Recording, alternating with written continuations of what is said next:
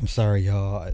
Cat duties, and it just she's at stage now, just exploration and just I'm trying to make her comfortable as possible and not leave her by herself.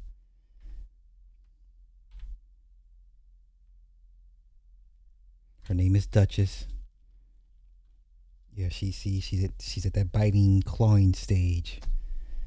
Okay, how about you get off my phone? There we go. All right, get off the phone. All right, okay. Get off the girl. Get off the laptop. Come here. Come on. Chill. Just chill. Just chill. I need you to chill. Yes. My little, you hear my little V8?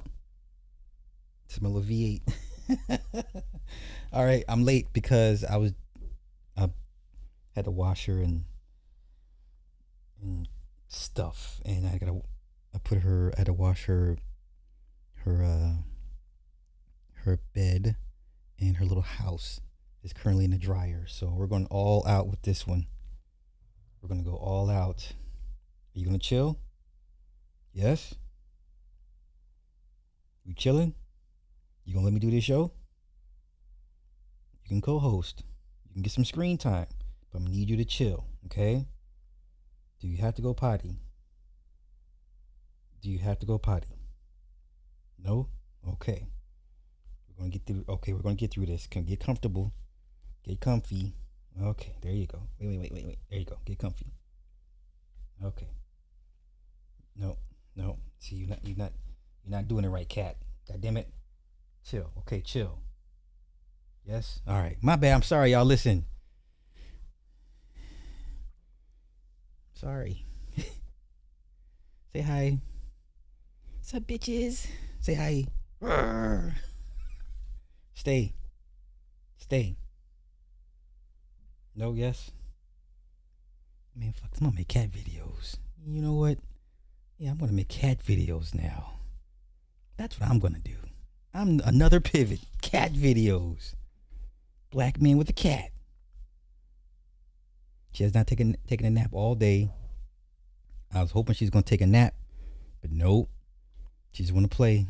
Yes. Oh, so sitting there watching the Earth, Wind, and Fire documentary, I stand corrected. The Commodores will wash Earth, Wind, and Fire. They had like maybe a 6-7 year run. And then come to find out that Maurice was taking everybody's publishing for 8 years. Oh no!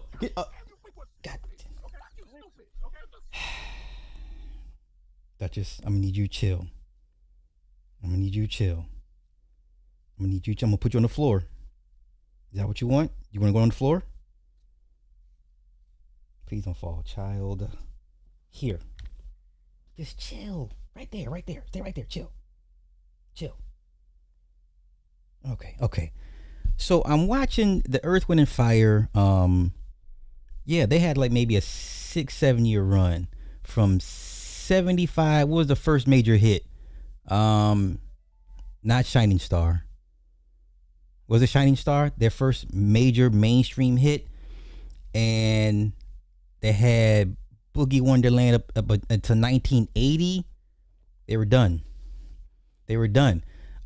The Phoenix Horns left. Okay, so let me get back to this. So Maurice White was overspending money. He was taking everybody's publishing for 8 years. Once they first started getting their royalty checks, the guitarist Larry Graham left first. The Phoenix Horns, the horn section, left to go play with Phil Collins.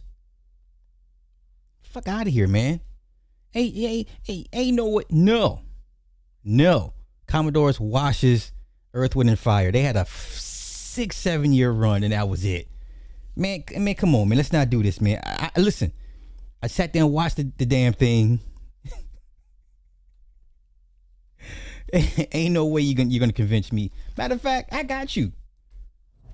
Let me see. Earth. By the 80s, they were done. What saved them, like a lot of old musicians, hip hop, the sampling.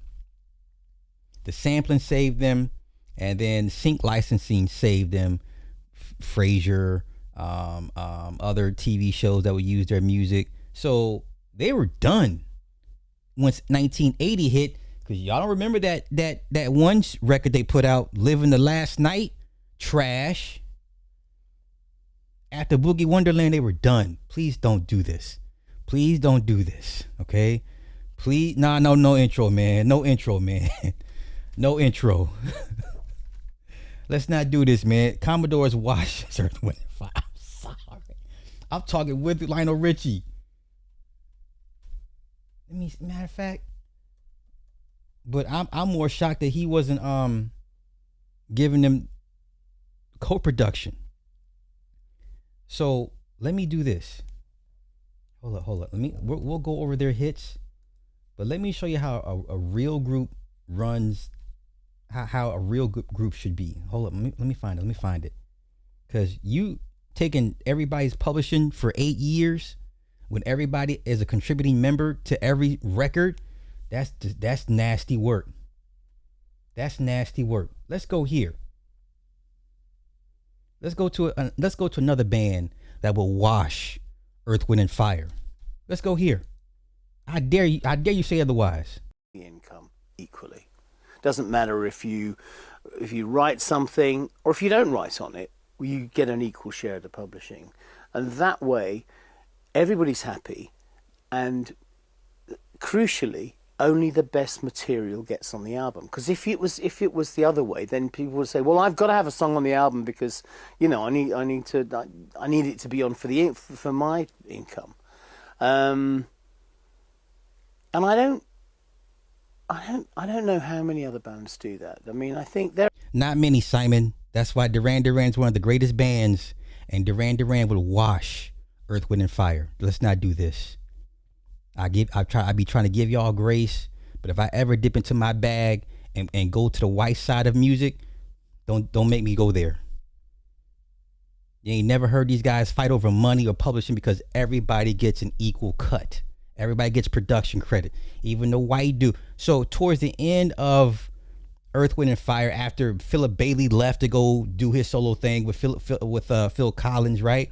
He brought in all these other songwriters. He brought in David Foster. Don't get me wrong, David Foster's a big dog, and like 3 other songwriters to kind of expand the sound and pretty much put the band on back burner, right?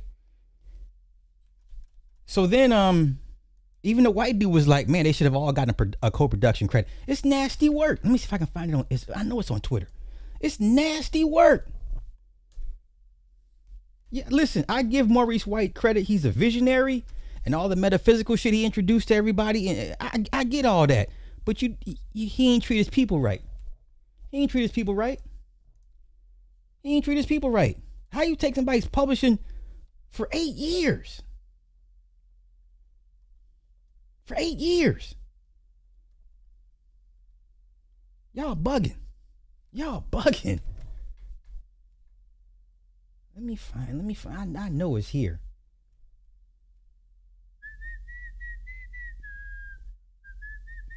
And Club, you right. He died of Parkinson's. He was the first one out of here. Philip Bailey, Verdine still going strong. The irony of that, right? The irony of that. Let me find. Oh my goodness. Okay. Earth, Wind, and Fire. Let's see, publishing. I seen a clip earlier, and I was like, I'm not gonna need it.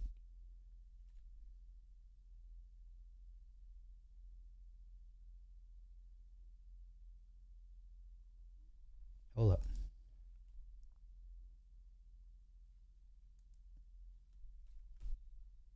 No, that's not it. Is this it? Nope, it's not it.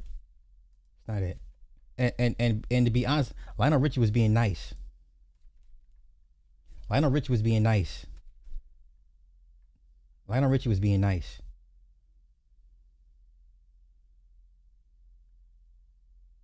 Because with nobody making 100 racks per song in the 70s but Lionel Richie on the black side of things. I want to find it, man. I'm going to find it. I'm hell-bent now. Okay, Earth, Wind, and Fire. money issues.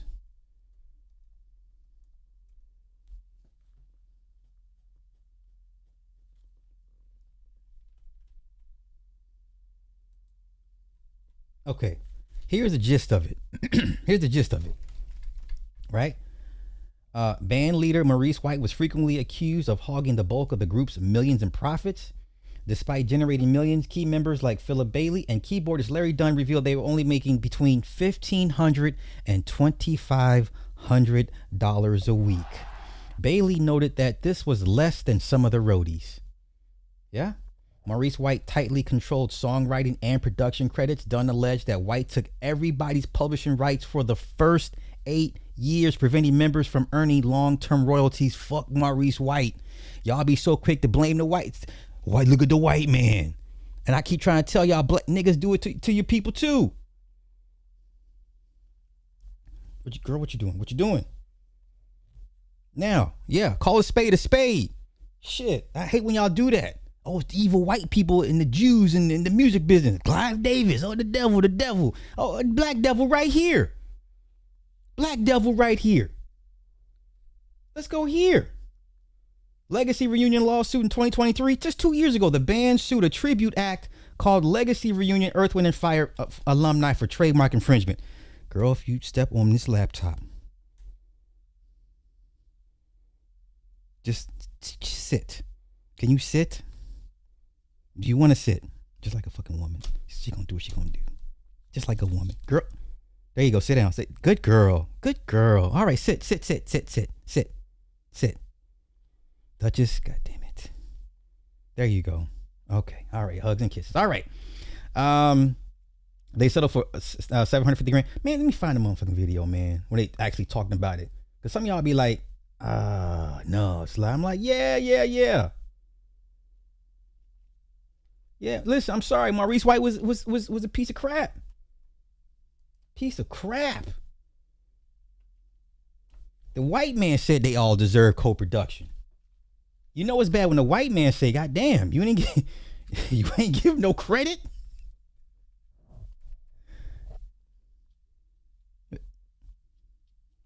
What are you doing? What? You want to play with the beads? You want to play with this? Play with that. Okay. Oh, come, y'all really gonna make me? I'm not subscribing. Billboard, you bastards. Hold up.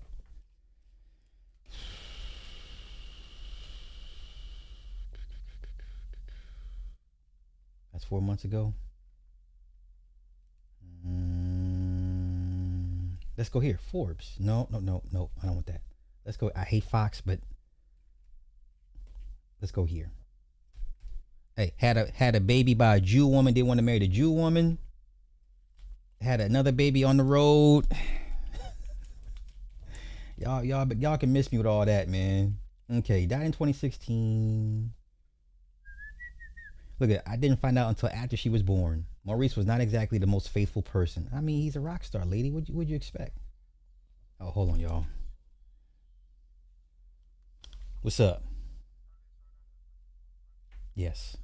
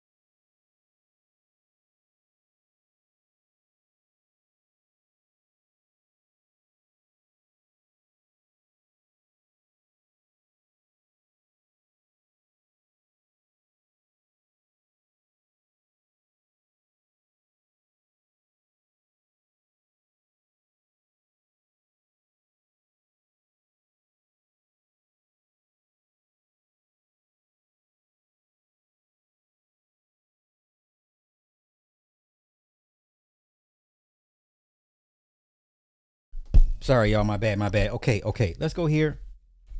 Okay. For one thing, we knew we weren't getting paid right. This is the guitarist that left first. My first royalty check, Maurice handed to me, and he goes, "Here's your royalties for the record." I looked at Maurice and said, "What's this?" Graham said with a laugh. He eventually walked away from the band. There was no reason to go through that sort of a treatment. If you're not getting paid and not making any money, why be there and be treated that way? I never came back. He was the first one to leave. And then the horn section. Here we go, the Phoenix Horns. The film also notes internal breakups and fallout, including the departure of key musicians, the Phoenix Horns, who left to work with Phil Collins. One band member claims, yes, things were expensive. They were already $500,000 in debt after every tour. The costumes, the one guy's mother said she spent $1 million in fabric for their costumes. Band members, and they were playing these big ass venues, right? So here we go. Okay. I think it was less than some roadies. Larry Dunn, former band member and songwriter, accused Maurice of maintaining tight control over credit and publishing. For the first 8 years, Maurice took everyone's publishing. Shut up about white people. I don't want to hear nothing bad about Clive Davis. Shut up. Suge Knight did niggas dirty. Dr. Dre did niggas dirty. Berry Gordy did motherfuckers dirty. Dick Griffey did people dirty. L.A. Reid did people dirty. Give me another black exec. Sylvia Rhone did people dirty. Give me another black exec, music exec. Jermaine Dupri did people dirty. Teddy Riley did people dirty. Timbaland did people dirty. Eric Sermon did people dirty. Please shut up about white executives. Please shut up. Wait. Jay Prince did people dirty. Shall I go on? Luke Campbell did people dirty. Master P did people dirty. Baby and Slim did people dirty. Shall I continue? Where you at? Duchess. Girl, where'd you go to? There you are. You all right? You good? Shall I continue? Diddy did people dirty. Shall I continue? Please stop with the white execs. Please stop. There was no white man in Maurice's ear talking about, hey, you the one that did put all this together. You should have the lion's share. Jay-Z did people dirty. Dame Dash did people dirty. Shall I continue? Okay? Please stop with the nonsense. How you take somebody's publishing for 8 years? 8 years. Let's go here. This was the white man saying, other commentators, I forget the white man's name. The white man said this: Maurice was very slow to give up any kind of credit to anybody. The whole damn band should have gotten co-production and credit, but he had to be perceived as a single soul champion of the sound. That man was telling people who could be in the pictures or not. Maurice would tell certain band members, you stand over here. You don't need to be in this shot. You can be in this shot. What y'all talking about, man? Yeah, this dude's mother, Eden, his son. Eden recalled his mother, Eileen Warren, explaining the scale of production spent during the disco era. My mom, she was one of the costume designers. I believe she spent nearly $1 million on fabric and other supplies in 1 year. They were down $500,000 after every tour. How? And then he went and purchased a commercial building. Built his it was a warehouse, commercial building, when 2 recording studios, rehearsal, office, and so he can bring in other acts to produce. And he kicked the band to the side. He started working with Barbra Streisand. There's a couple other white folk he started working with, and his head got big. He did the record with the girls, the ladies, they whatever their names were, the Emotions. They were on the Boogie Wonderland record. Those girls, he produced their hit, right? So he said, "The hell with all y'all. I got this new fresh income. I got these new acts coming in. Fuck out of here. It's the same shit that white people be doing." Hey, you okay? Come here. playing? Come here. You want to play with me? Come here. Come on. Come here. No? I hear you purring. Come here. Come on. Come here. Come here. You know you want me to pick you up. All right, we good? We good? Am I getting loud? I'm sorry. Okay. That's what they call the emotions? Okay, thank you. He produced that one hit that they had. Right? I didn't know he worked with Barbra Streisand. That's new to me. Okay? But the shit that y'all want to blame Clive and all the evil white, just the nigga did the same thing. And he was the head honcho in charge. Let's see here. Documentary suggests the legendary band leader dealt with cash flow issues. But for Maurice, compromising on the quality of the show just wasn't an option. He was someone who poured everything into his art, which I ain't mad at, but come on, man. Your people should not be broke. Okay?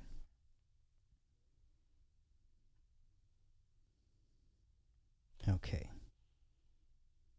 Okay. Girl, what are we doing? What are we doing?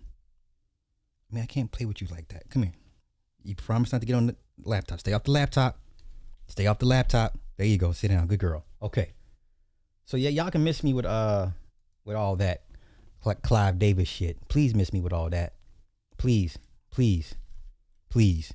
Yeah, T.I. How T.I. did Alpha Omega and Young Dro, PSC Click. What girl? What?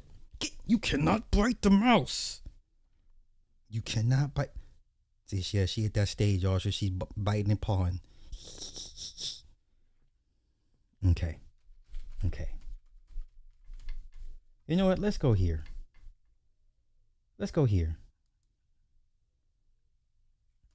the rest of the members got. Y'all trying. Members cut out of the fortune and legacy they helped build.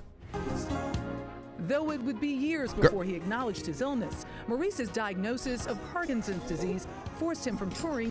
Behind the sequined suits and cosmic lyrics, the band was quietly breaking down, and the truth wouldn't come out until years later. So, let's get into it. Yes, let's get into it. To understand why this band was run like a military unit, you have to go all the way back to Memphis.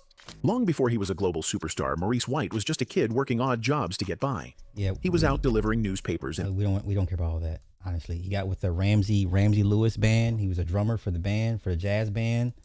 I mean, you know, crazy come up. Huge. Other members were getting frustrated because their creative ideas were being ignored.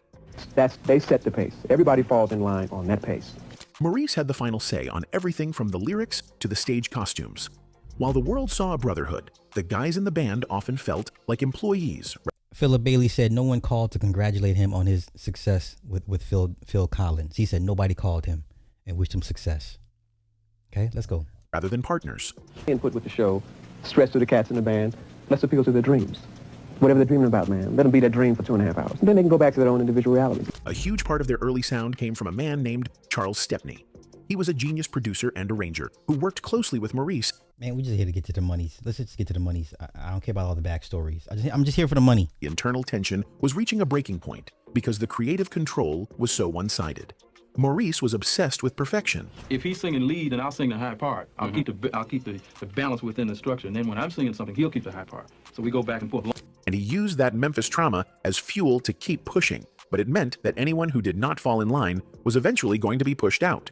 This era was the peak of their fame, but it was also the beginning of the cracks that would eventually lead to a total collapse of the original lineup. Maurice was building a legacy, but he was doing it with an iron fist that made the band feel more like a corporation than a creative collective, which eventually led to some of the most publicized riffs in music history. The friction inside the band eventually reached a point where the money and the music couldn't hide the cracks anymore. By the late 70s, the tension was thick enough to cut with a knife. Al McKay was the legendary guitarist who had been a massive part of their signature sound. Then the one girl left them to go play with Parliament after a bad show. He was brought in to give them a Parliament funkadelic sound because they needed more funk after they got their asses kicked by Parliament at their show. They was like, we need to bring in somebody that can play funk, and they brought him in. But let's continue. I mean, it's a good documentary. It gives you a good understanding. Is it one of the best that I've seen? No. It's like, okay, cool. It's more like a unsung with more money. It's an unsung with more money. That's it. It was not like this is the best, greatest documentary. I didn't know it. It wasn't like that. It was decent. It was a good watch. But he was reaching his limit with how the finances were being handled. Even though nothing is proven, all evidence suggests that the distribution of money was nowhere near equal, and Al was tired of being treated like a session player in a band he helped build. In 1980, Al McKay finally was fired over these money disputes and his frustration with how Maurice White ran the show. And I should have known by the way you said it. We got it covered. I wouldn't come back. Yeah, I was fired, man. It was a huge blow to the fans, but it was just the start of the instability. Around the same time, the group was dealing with the heartbreaking situation involving Jessica Cleaves. She was an incredible singer who had been part of the early years, but she started spiraling due to increasing drug use. The band later acknowledged that her addiction issues made it impossible for her to stay, and her exit was a painful reminder of how the pressure of fame was hitting the members individually. Then came the year 1983, which is a date every hardcore fan remembers for all the wrong reasons. The band had just released an album called Electric Universe, which was a major commercial disappointment compared to their previous multi-platinum runs. Instead of huddling up to figure out a new plan, Maurice White did something that felt like a total betrayal to the rest of the guys.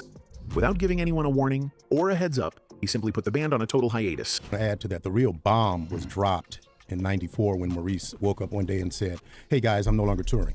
He basically just turned the lights off and walked away to do his own thing.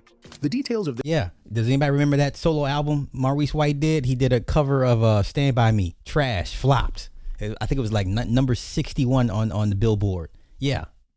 This is, but you know, the white people do this. I hear you. I hear what y'all saying. The shutdown were devastating for the rank-and-file members of the group. Because Maurice held so much of the intellectual property and the creative control, the other musicians were suddenly left with zero income and no platform. These guys had spent years touring the world and living a certain lifestyle, but they didn't have the same financial safety nets that the leadership had. It was a literal overnight collapse. Lots of fans think that some members were left so broke they actually lost their homes during this period. It was not just a rumor because the financial instability was very real. Some members had to scramble for any kind of session work just to buy groceries, while others fell into deep depressions and had to seek professional counseling to deal with the trauma of... Okay, Al went to go work at a electronics store. Philip Bailey got into credit card debt, had to sell their house, moved to, I think they moved to Colorado. Like, he left all these guys in financial ruins damn near. But come on. You know, because what y'all say is the evil Clive Davis. Yeah, I hear you. Losing their careers so suddenly. This was a period of extreme hardship that the public rarely saw because the music was still playing on the radio. She left to go play with Parliament after they got blown out by Parliament at a show. Let's go. While people were dancing to their old hits, the actual men who recorded them were struggling to keep their lights on. This hiatus lasted for years, and it permanently changed the dynamic of the group. When they eventually tried to get back together, the trust was completely gone. The 1983 blackout proved that in the world of earth, wind, and fire, you were only as good as the leader's current mood, and if the leader decided he was done, then everyone else was going to suffer the consequences regardless of how many hits they had played on. While the band was trying to deal with the mess of the 80s, Philip Bailey was out there attempting to prove he could stand on his own 2 feet without Maurice's shadow. It started off like a dream when he teamed up with Phil Collins for the massive hit Easy Lover, which literally went everywhere. But the music industry is a cold business, and that high didn't last as long as people think. The label wanted. There was so much more that I, had to express from vocally and as a musician. Always took that outlet on the side to do my own thing. Lots of fans think that he was basically being ghosted by his own team, and eventually Columbia Records made the brutal call to drop him from the roster. It was a massive reality check for a guy who was used to playing sold-out stadiums. He went from being the voice of a generation to wondering if he even had a place in the modern pop landscape. He eventually pivoted into gospel music, where he found some peace and a few Grammys, but that sting of industry rejection during the hiatus years was a deep wound that he rarely talked about in public. But as hard as the career stuff was, it couldn't even compare to the literal life and death horror that hit the band's inner circle in the early 90s. Don Myrick was the absolute heart of the Phoenix Horns, and his saxophone was the soul of their biggest records. In 1993, the world was shocked to hear that Don had been killed in a controversial police incident in Santa Monica. The details of the event were terrifying. Police were conducting a narcotics investigation and showed up at Don's apartment to serve a search warrant. During the encounter, an officer claimed he mistook a butane lighter in Don's hand for a weapon and fired a single shot into his chest. Don died shortly after, and the music world went into a state of mourning. It's not confirmed, but all evidence points towards a massive failure in police procedure that— Hold up. I lost my cat. I don't know where the fuck she went. Duchess. Girl, where are you? This cat, I don't know. Hold up. We got station pause. Amber alert for missing cat. Hold on. Duchess. Where the hell are you?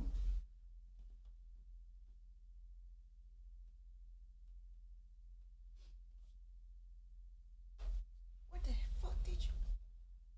Duchess.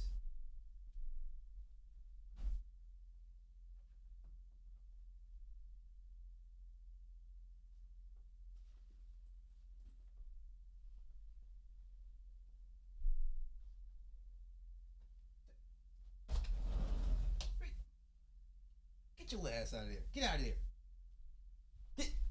Get out of there. All right, I'm sorry. She's been found. Her ass is in the closet. You better not have pottied in there. I swear.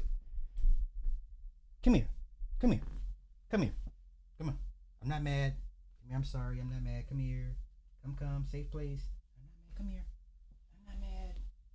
I'm not mad. Safe space. Safe space. All right, I'm sorry, y'all. Back to the show.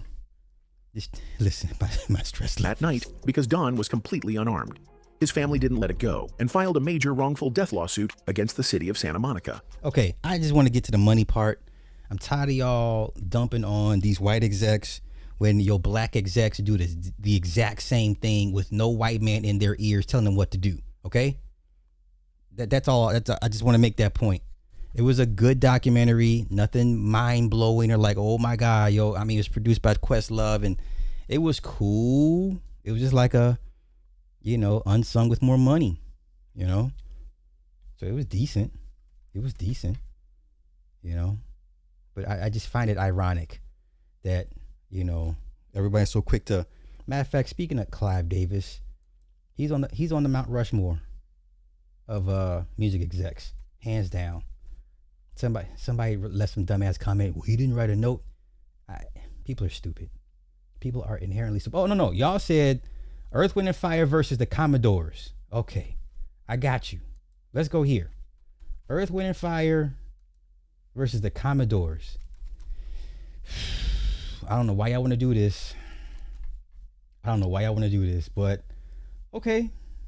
I'll entertain this nonsensical argument. It's nonsensical to me because they had maybe a 6-7 year run. That first major hit, and by 1980 they were done.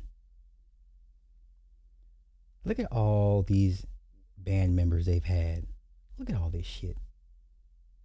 Look at this. This is insane. Look at this. Now, either this is a good thing or not good. You needed this many people. Wow. I don't know if that's a good thing, y'all.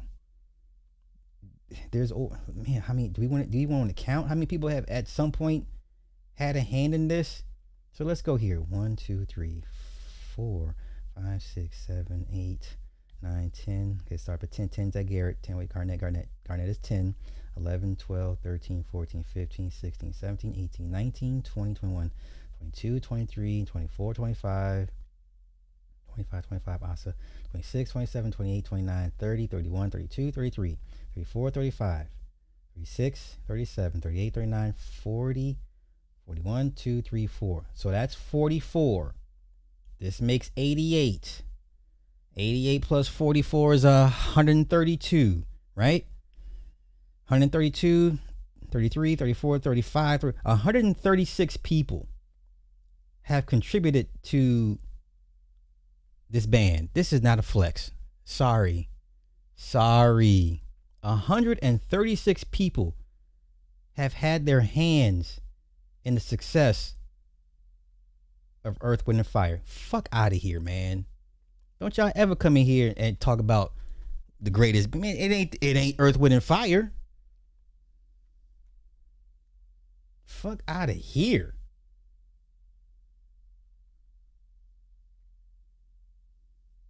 Greatest hits. Shining Star, that was the first one. That was their first hit in 75. September. Sing a Song. Maybe Kalimba's Story. The next big hit was Boogie Wonderland, 1979. Listen, by 1980s, they were done. That's a 5-year run. That's a 5-year run. Okay? That's a 5-year run. Good luck with that. Now, hey. Oh, let's go ahead and go to the Commodores. Man, I don't know why y'all ask for these debate ass whoopings. The Commodores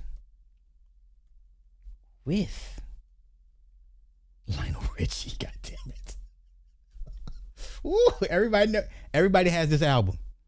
Everybody's mama, daddy had this album. You know this logo when you saw it, okay? But nonetheless, hey, I mean, do we? Okay, let's go.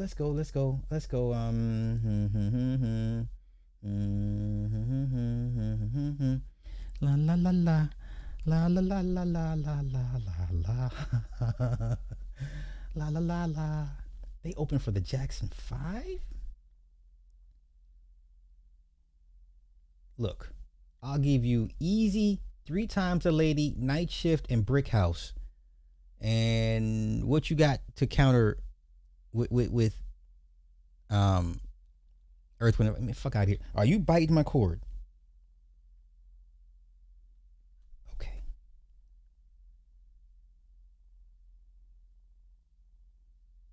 Three Times a Lady. Okay, 1979, Sail On. Still 81. 2 top 10 hits, Oh No, and Lady, You Bring Me Up. Fuck out of here, man.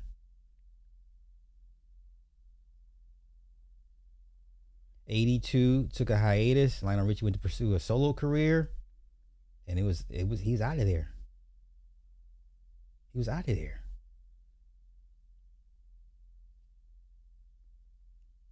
Okay.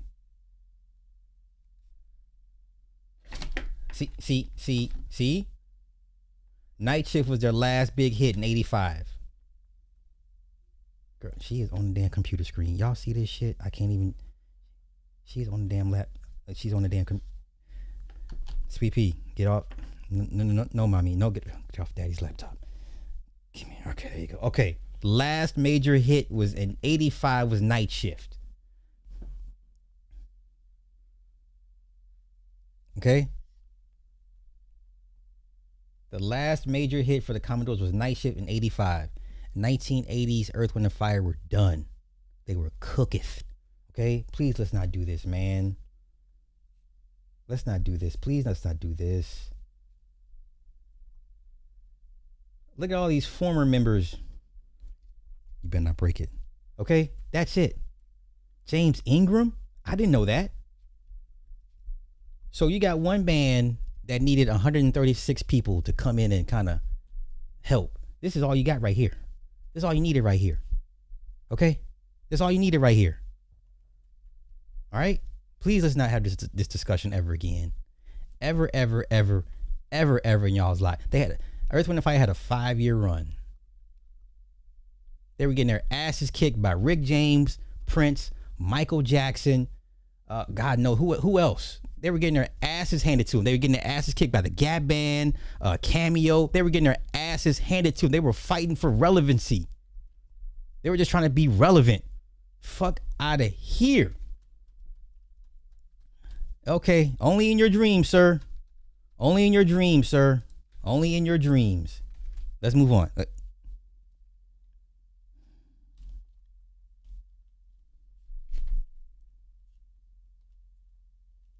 Let's all watch the Duchess show. What do you...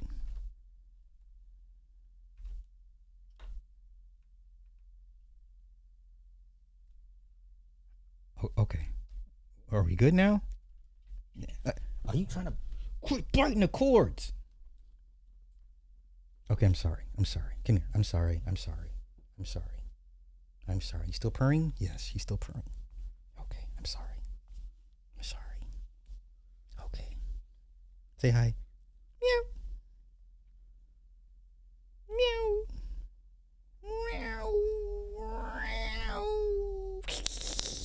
Okay, I'm sorry. My bad. All right. Okay, let's go here. Clive Davis. Let's see how much music Clive Davis has contributed to y'all's lives. Listen, without Clive Davis, a lot of you guys' playlist would be dry as fuck. Let's see. All artists.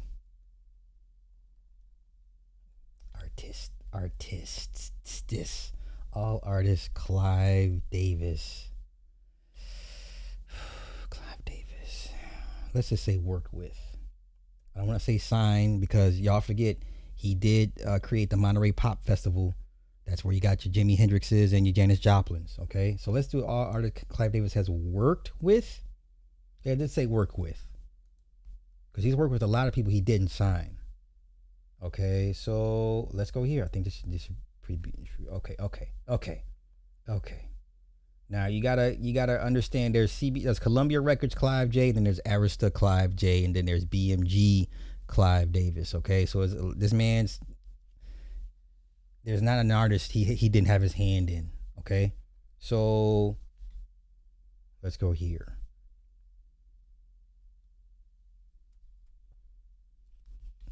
So we got Barry. Okay, you know what? Okay, go on. You're about to make me mad. All right, Barry Manilow, Pink Floyd, Sly and the Family Stone, Janis Joplin, Laura Nyro, Santana, Bruce Springsteen, Chicago. Huh, imagine that. Aerosmith, Billy Joel, Donovan, the Bay City Rollers, Blood, Sweat, and Tears. I'll feed you when I get done, okay? Blood, Sweat, and Tears, Luther Vandross, Loggins, and Messina, Ace of Base. Oh, y'all can't see it. My bad. Shit. Here we go. Okay. All right. Gavin DeGraw.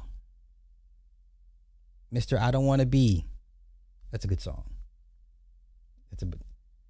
Okay. This is just like a handful. So let's go here. Yeah. He attended the Monterey Pop Festival. Lou Adler. So after that, he signed Janis Joplin, Electric Flag, Santana, Chambers Brothers, Springsteen, Chicago, Billy Joel, Blood, Sweat, and Tears, Aerosmith, and Pink Floyd.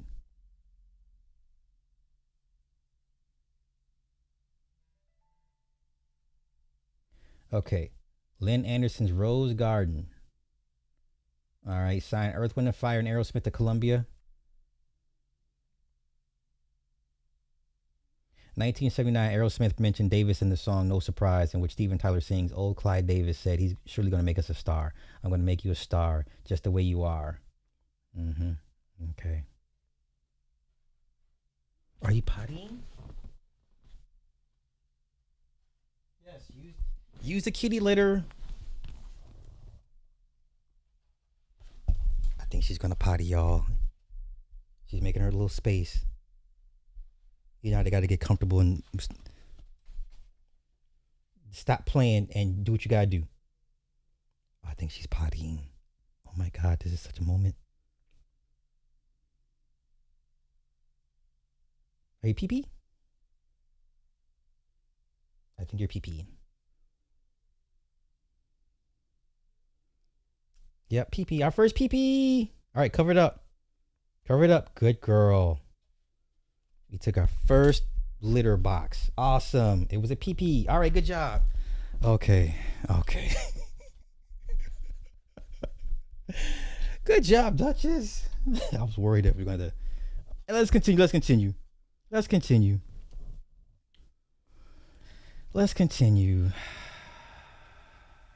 Arista. This is the Columbia years. Let's go to Arista. Jeezy Peach, you really don't want no parts of Arista.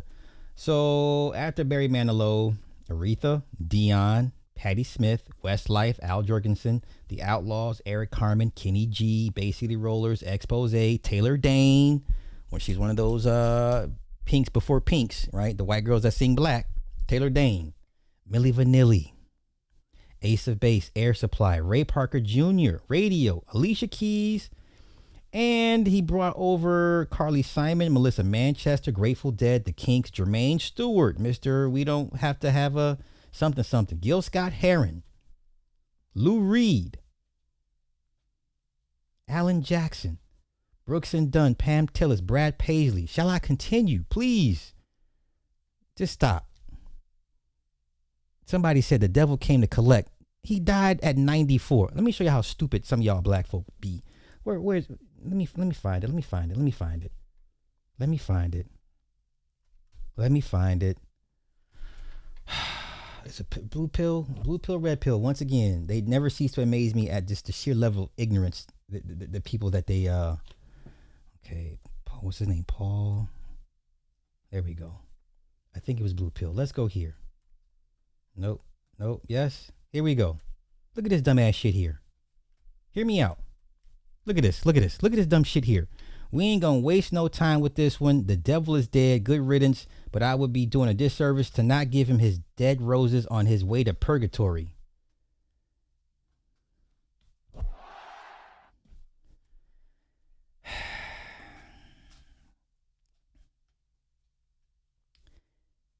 He made sure that scene with her signing the contract was enshrined by a fame of a cube within the cube behind him, symbolizing how he locked these souls in these contracts. Okay.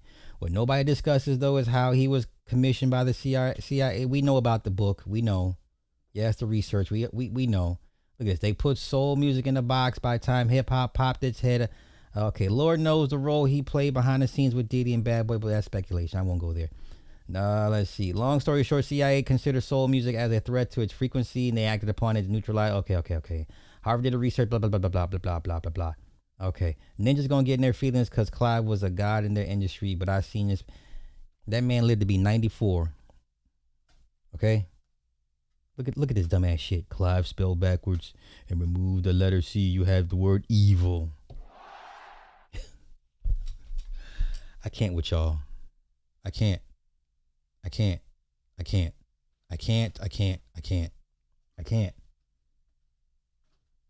Let me see. Somebody said the ancestors. I'm just like, look at it. Ancestors said enough of that. Clive, let me holler. He lived to be 94. Your ancestors were on a lunch break, just like Jesus. Okay? This is the dumbest.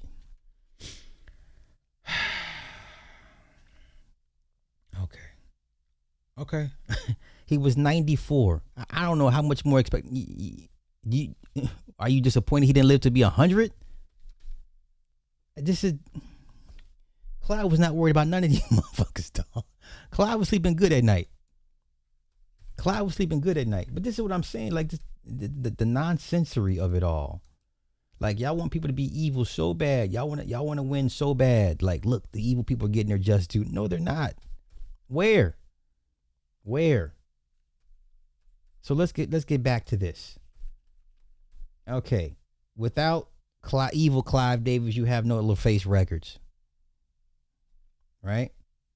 So who did all LaFace? Who did they get? TLC, Usher, Outkast, Pink, and Tony Braxton. Y'all act like they don't have to kick up and earn their monies up to Clive Davis. You act like Clive wasn't getting a couple points off these people's albums. Okay. J Records. Who do you have at J Records? Let's see.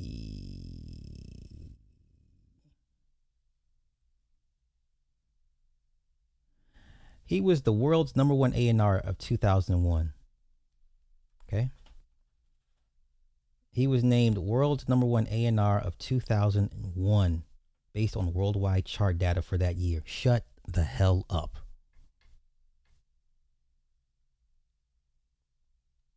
Jeez. Okay.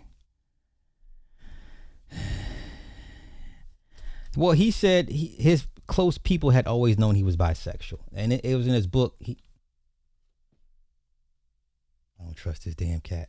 Anywho, he said in his book that close people knew that he was bisexual. Nonetheless, I'm here only because of his impact to music. This man's going to be on the Mount Rushmore of just musical executives, period. Without him, you have no playlist. Without Clive Davis, you have no playlist. You have no playlist. Okay? I'm not here to be, I'm not here to take up for white execs, but I'm like, I can name you 10 black execs that have screwed over black artists time and time again. So let's not do this. I get all that, but what does that mean with his musical prowess? I don't give a fuck what he was. Okay, y'all watch the damn Diddy tape with his little micro peen, watching his girl get railed by somebody bigger than him. Well, shit, you might as well be bisexual. Shit, I don't care about the man's sexuality. The man's one of the greatest musical moguls ever, ever, ever, ever. Ever. Ever. Ever. Ever. Ever. Take a nap. You sleepy? You wanna take a nap? You wanna go night-night? You look sleepy. Go ahead and lay down. Yeah, you getting sleepy. Time for a cat nap. All right, okay, let's continue. Okay. Do we want to talk Raising Kanan? No, let's talk the Ms. Pat show. Jeezy Pete's. Okay. I don't know why my wife likes that show. I don't know what, it's some niggified shit. The Ms. Pat show. Basically a carbon copy of Nell Carter. Okay. Okay. Matter of fact, I'll show y'all. Let me show y'all. This trash ass show, it is so niggified. Like, for real. And I'm like, why? She just giggles her ass off. She's a fat black mammy. She's not funny. So, this is the show that Tammy Roman is on. Right? This show is not funny at all. I know she's a stand-up comedian, but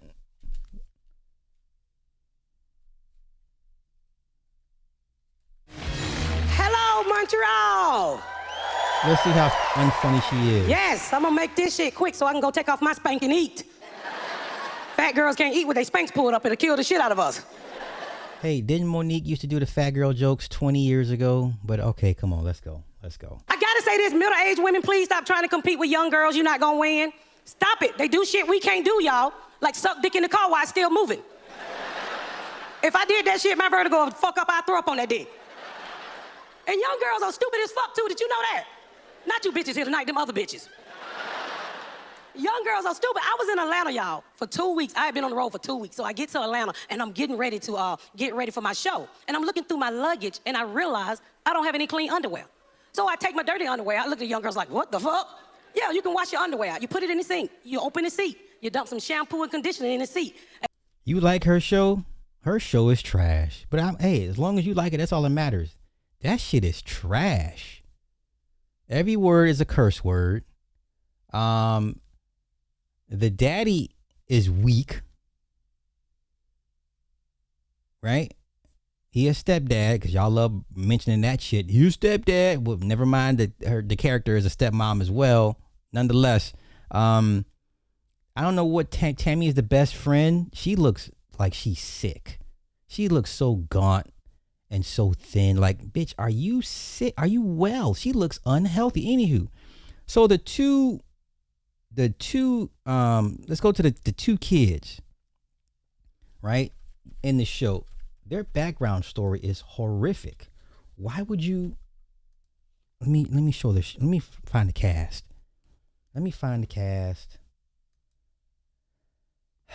This is the cast. Miss Pat show cast. Okay, let's go here. Let's go here. Okay. Oh yeah, she about to go to sleep, y'all. She about to go night night. Go night night. Now, first things first. Look at all these damn executive producers for this show. This is the first thing you need to look at. Look at all of these executive producers for this show. Nobody outside of these people is making any money. Okay, understand. Look at all of these executive producers that get cut first. One, Lee Daniels. I should not be surprised. Okay, 1, 2, 3, 4. How does Deborah Evans get executive producer and co-executive producer? How does that work? How do you get 2? So 1, 2, 3, 4, 5, 6, 7. Brian Grazer.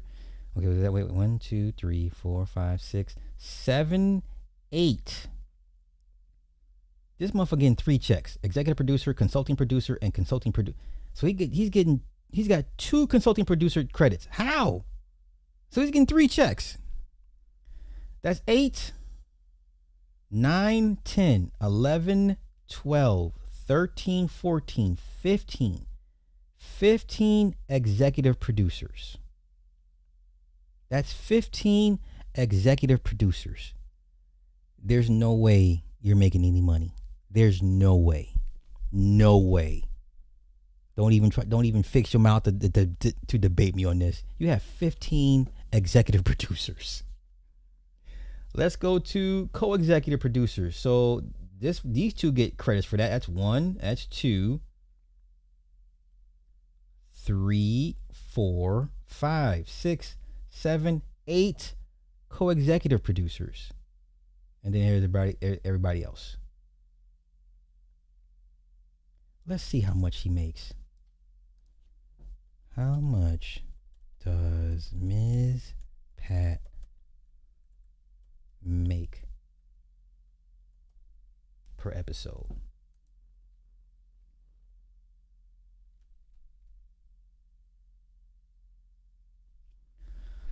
Okay. So she's got 2 shows. Based on her overall deal with BET, roughly she's sitting between $3 to $5 million. Okay. So she's got an overall deal. So she's working. So she's doing stand-up, she's got the deal, and then the TV show. That's working.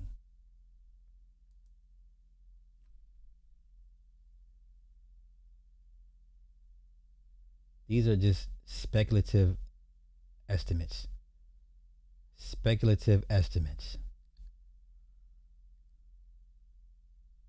Okay. Let's see.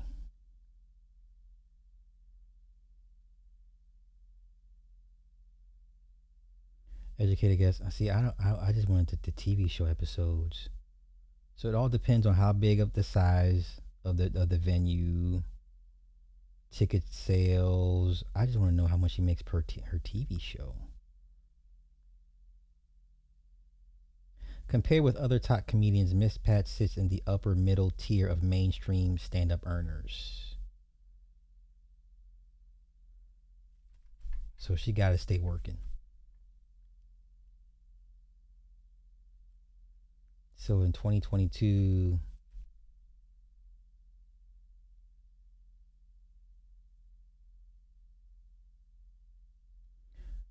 so her own life, so she was a former drug dealer. Now it makes sense why those kids' background is the way it is. Oh, come on, X. The fuck is it, bitch? Get off my screen. Oh my gosh. What the fuck?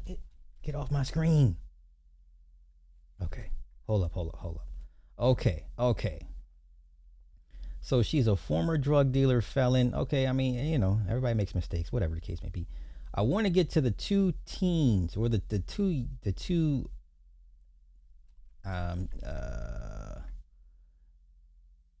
kids. And they're not kids, but their backstory is disgusting.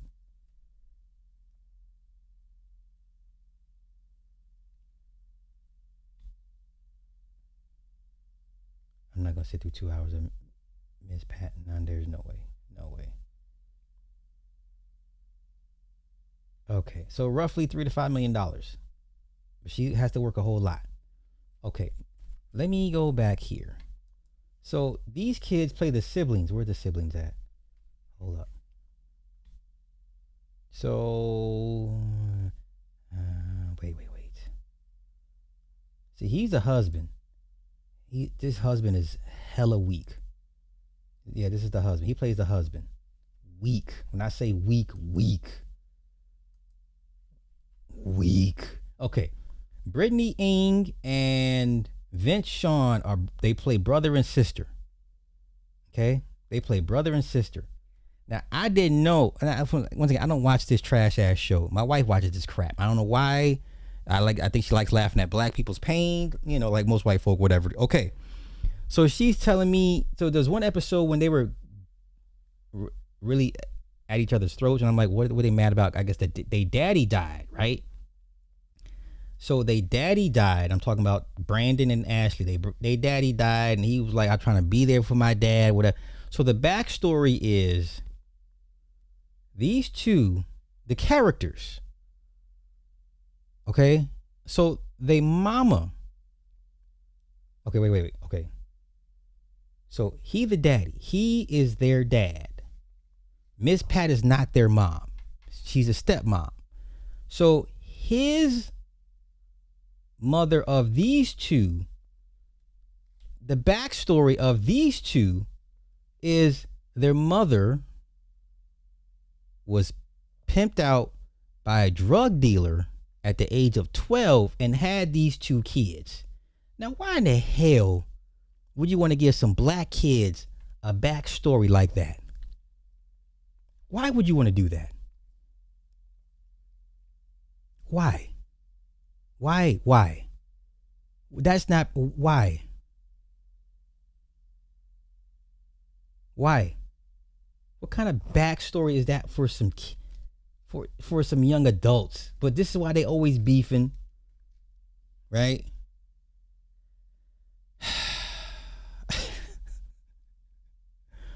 Oh wait, okay, break it down to me. Then run it down to me. Shit, the way you explained it.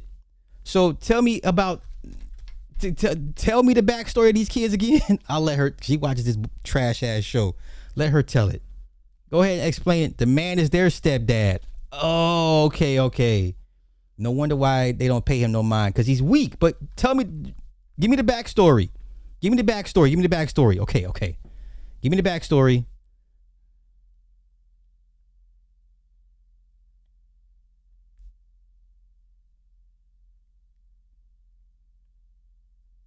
I mean, I'll let her explain the back. Why would you want this for? Why? It makes no sense. I'm just. Yeah, she knocked out. Okay, cool.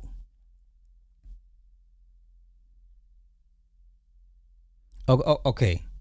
Well, run the kids' background to me. Run it down for me. Right? What happened to their mama? How did they come to be? Give me these characters. Give me the Ashley Brandon backstory, right? Something with their mama and a drug dealer and underage pregnancy. Yes? That's how much you got a meeting to go to. Nah, hell no. You brought this. You the one watching that stupid ass show.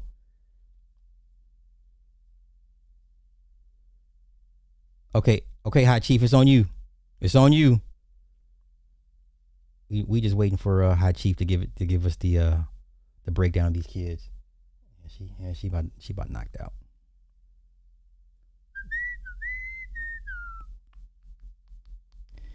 You got a friend in me. Got a friend in me. You got a friend in me. Hi, Chief, where you at? Come on, get the typing. You got a friend in me. You got a friend in me. Where's High Chief at? Ma'am. So you're not gonna. Okay. From what the wife told me, their mother, or their backstory is. Well, you said she's. Wait. Then whose backstory were you talking about? if she's the mother and that's something. Okay, she mistold me. She told me something wrong. Matter of fact, let me Miss Pat show. Let's do this. Brandon and Ashley. Yeah, this is all they do. This is all they do. So during the episode, Brandon's unexpected decision regarding their father sparks a massive confrontation with Ashley, causing old wounds to reopen and shaking the entire house. The tension carries into their ongoing conflicts in season 5. So this was the episode. I'll probably get hit for it, but nonetheless, I need y'all to watch this trash ass show. So the daddy was sick. He was trying to go see the daddy to see if, I don't know, give blood or something. I don't know. And they've been stopping him to go see the daddy. And by the time he get ready to roll out, they're like, oh, baby, he dead. So let's watch this phenomenal acting. Okay, there you go. Thank you. Miss Pat was pimped out by her mother to an older man, and that's how the children came to be. Who the fuck wants that type of shit? Why would you even...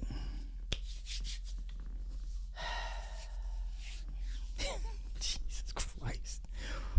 Black trauma, man. Let's invent some black trauma. Let's just invent some. Why the fuck would you want that for your characters? That's disgusting. But come on, this is the episode where it all kind of came to a boil.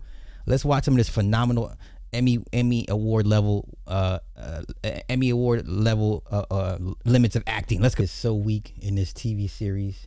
He's weak. Trust me when I tell you he's weak. Oh, come on, baby. Oh, come on, baby. That's all he does. Always begging Miss Pat. Come on, baby. Baby, come on. That's all this nigga does. I got this nigga so weak. Oh, come on, baby. Why don't you just let me... Come on, let's go. Let's continue with this phenomenal acting. They do this guy wrong. This character gets kicked. Y'all, nobody likes black men. Even in fictional stories, black men get their asses handed to them, get sunned and shunned and just kicked to the fucking... So weak ass daddy, stepdaddy. The son be trying to do it, but everyone is always impeding his progress. Like, I'm over it at this point. But this is a trash ass show. I don't know why the fuck y'all watch this shit. Honestly, unless you like laughing at black trauma, you know, just black dysfunction. Like, I don't understand what. There's no appeal here for me. This is all they do is curse. Now, mind you, you know, it's cable television, so you can get away with the shit. You know what I'm saying? But that's the dialogue, the script writing is so just piss poor, and they just don't give urban shows the respect of, hey, let's expand the language. Let's convey our feelings without having to use curse words. You understand? It's always fuck, shit, cunt, oi. It's The Boys, season 4 and 5. All Butcher does is cunt, oi, fuck. That's it. That's all you got. That's all you got. This is a trash ass show. Y'all hate to write this. F you. Y'all got it, man. Y'all got it. This show is trash. I would tell this woman to her face, ma'am, your show is trash. Your show is trash. Okay.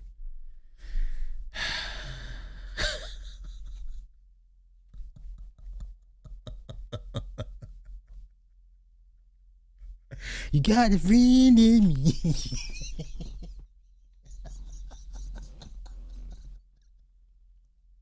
Hey, you got a friend in me.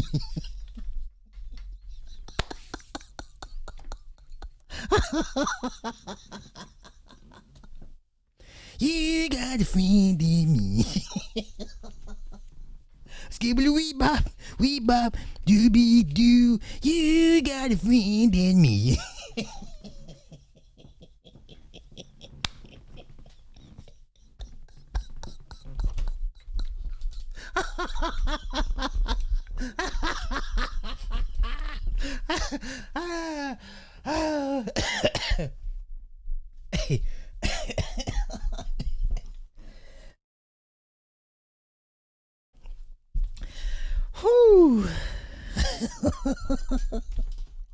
God friended me.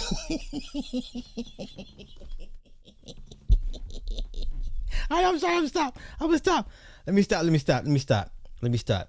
Man, I was waiting for my man Fatal J. I was hoping he would come through, and I'm gonna wait. I'm gonna save House of Dragon for the very end. So let's go to Raising Kanan. Yes.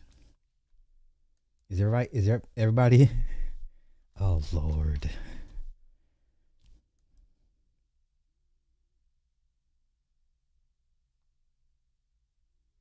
I'm praying for you, sis. I'm praying for you. Get that cussing demon up out you.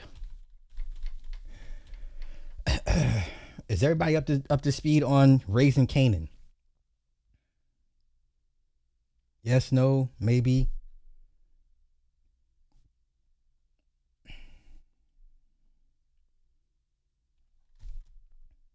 Yay, nay. Speaking of urban trash, oh no. So is everybody up to speed on Raising Kanan? We are 2 episodes into the final season.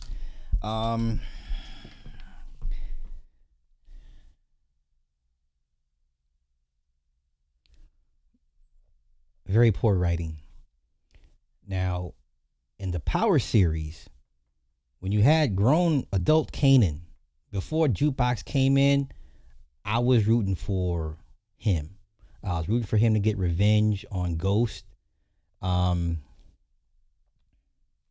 liked the character. Now, the Raising Kanan series has turned me off on the character of Kanan. I'm sitting here like, how did this lead to that, lead to this, lead to that? How did we get to this adult Kanan? And when did the power dynamic between Jukebox and Kanan shift? And I'm still rewatching old episodes, and I'm like, I don't see where the power balance shifted to the point where, because if you watch the series, Jukebox was sunning Kanan. Like, you want me to tell him what happened to you? You want me to tell you, Tariq, what happened to you? Like, how is Kanan such a pussy all of a sudden? So, I don't know, man. I don't know. Let's go through the Reddit. I'm turned off on this young Kanan. I like old Kanan, but very, very piss poor writing. Extremely piss poor writing. So now, did they ever allude in the Power series what happened to his Uncle Lou? Did they ever give y'all hints and clues that Kanan was the one that shot Lou? For all my power heads, now I don't expect too many of y'all to be up in here because it's one of those avant-garde. It's like pate. It's an acquired taste. Okay, so all my power heads, I'm asking y'all, did they ever allude to Kanan killing Lou? Because it's 2 episodes in, but the first episode, season 5 premiere, Kanan goes to kill his mother, Rock. Once again, I keep trying to tell people 50 Cent has a problem with he has unresolved issues with his mama. Every black female head of the family in every one of his series is a reflection of his mama. We can go with Rocky's probably the worst version. The second worst version is the one Mona, played by Mary J. Blige. Those are 2 of the most despicable women you're gonna see on TV. 2 of the most despicable black women, disgustingly. And I'm like, that's his mama. Tasha was another angle or facet or another, reminder of his mama. But Monet and Raquel, if you had to sum up 50 Cent's mama, those 2 women, that's his mama. He has some really deep-seated issues that he never got a chance to work out with his mama. Okay, it don't take much to figure that shit out. How he writes or how they write his female head characters. Anywho, so I can't recall them ever alluding to the fact that his uncle Lou died, because he was close with Lou. I think he was closest with Lou out of everybody, including his mama and Marvin, and even Jukebox to a certain extent. So he goes to kill Rocky because he thinks Rock got Fame killed by the cops. which was, you know what? Okay, so refresh my memory. Who greenlit Famous? I know the NYPD killed him, but who gave the order to the cops to kill Famous? Oh, they thought Famous was telling in the records. Never mind. Okay, so they thought Fame was telling through the records, right? And people were kind of getting nervous, but he was starting to pop. But I don't remember who gave. Was it Rocky? Did Raquel give the green light to the cops to take out Famous? Correct me if I'm wrong. Anywho, so after all that, and then, you know, Kanan sees Rocky paying off the cops and all. Now, you know, Kanan's doing his own thing, and now she's competition, blah, blah, blah. He goes to the house to go kill his mother. Lou jumps in, and he has a gun at Rocky. Her bodyguard puts the gun to Kanan, and Lou steps in and says no, and then Kanan turns around and shoots Lou twice in the chest, killing Lou. And I'm just saying, like, what kind of, just, yeah, some of the laziest writing. Some of the laziest who said that lazy writing? I can't even put that into words. Kanan said in the OG, you don't become a killer until you kill someone you love, but he didn't. That was an accident. That's not like putting down somebody you love. That was an accident.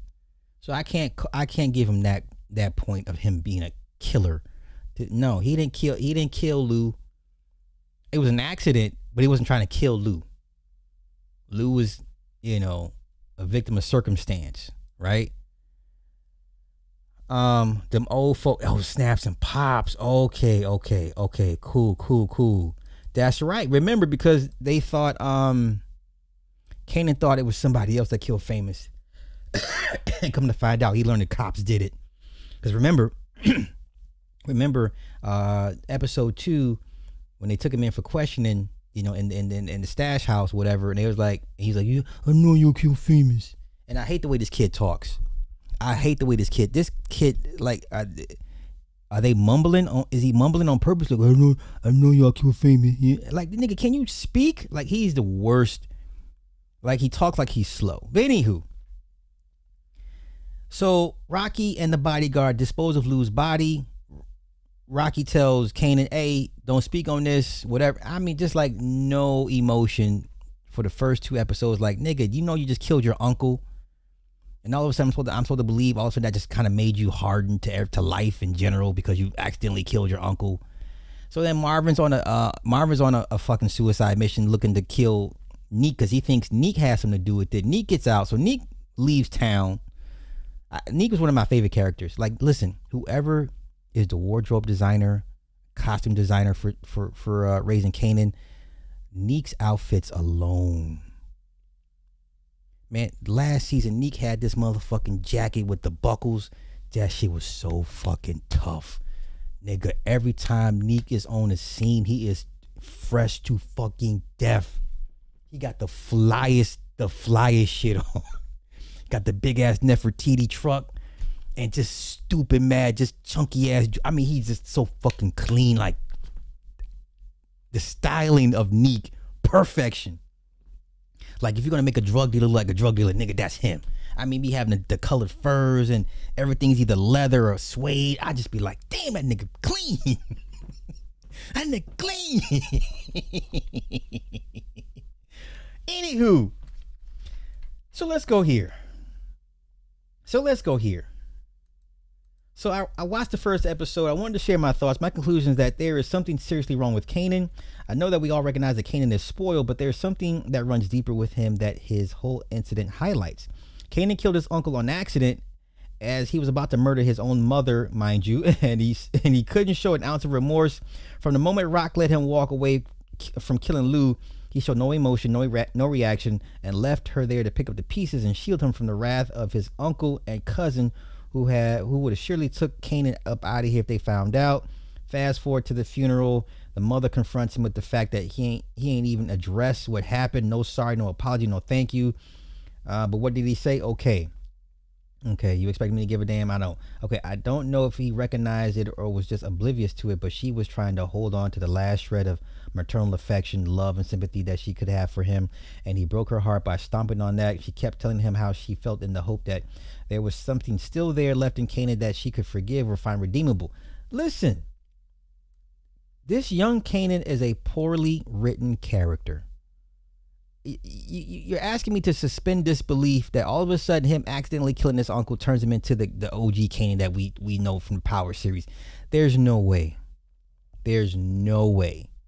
Right? And then all my bruh, you late. I've been covering that shit to the last 2 seasons. So you late. Who killed Breeze? Who killed Breeze? All my power heads, who killed Breeze? Because, you know, Breeze was always mentioned in Kanan's upbringing in past reference. So, does Taz kill Breeze? Is that who ends up killing Breeze? Because I can see that happening. But once again, this show, seriously, some of the worst writing, biggest plot holes you could drive a truck through, just lazy. Yeah, nothing like he is. Yeah. So, Ghost killed Breeze. Okay. Young Ghost killed Breeze.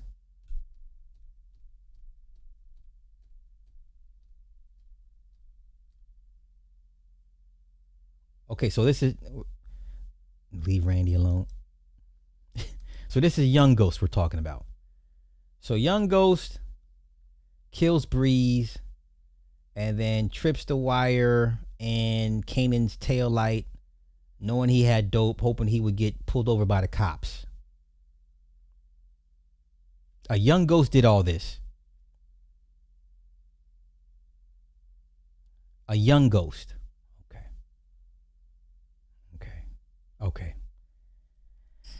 Okay, let's continue. Power Force with Tommy. Trash, bro. Sorry. My wife likes that shit. Trash.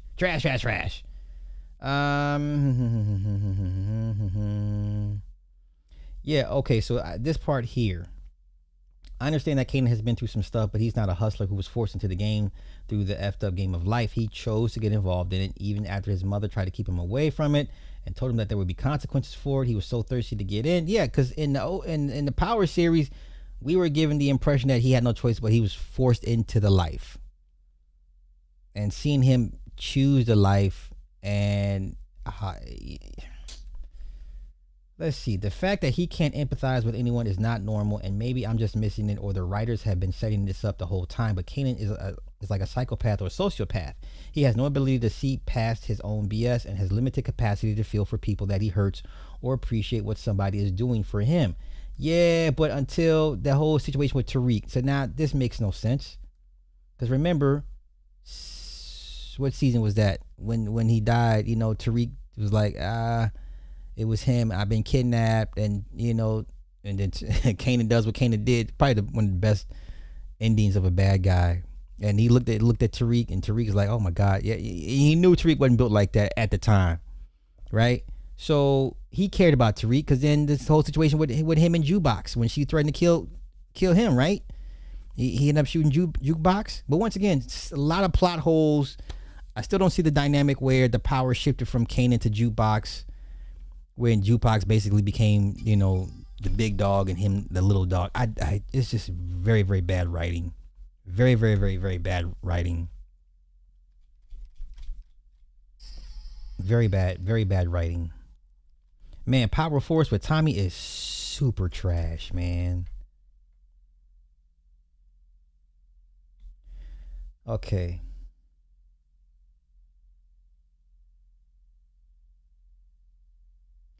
I love how it took Kanan killing Lou for people to be like, there's something truly wrong with this boy when we saw him kill his own son in the future.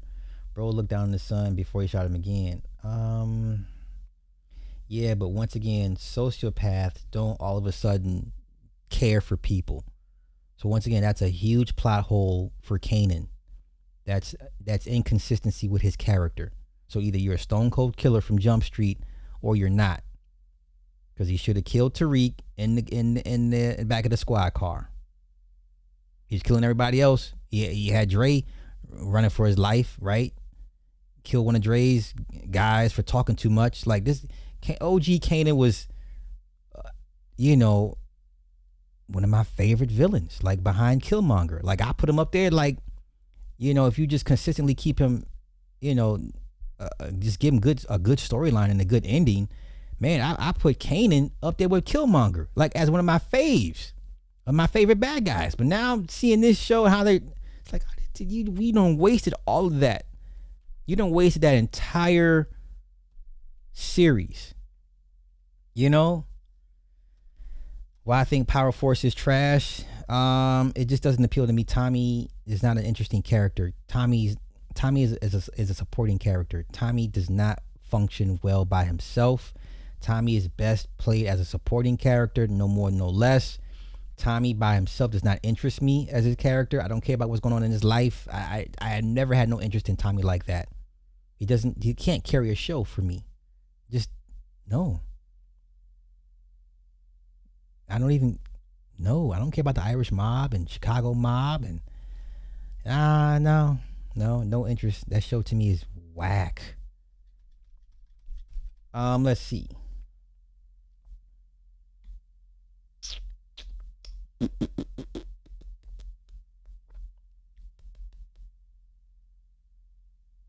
Okay, I like this. From watching this series and knowing what we know about Kanan from the original Power series, he's always been dumb and easily manipulated. That's why I don't even know how this nigga made it to adulthood. See what I'm saying?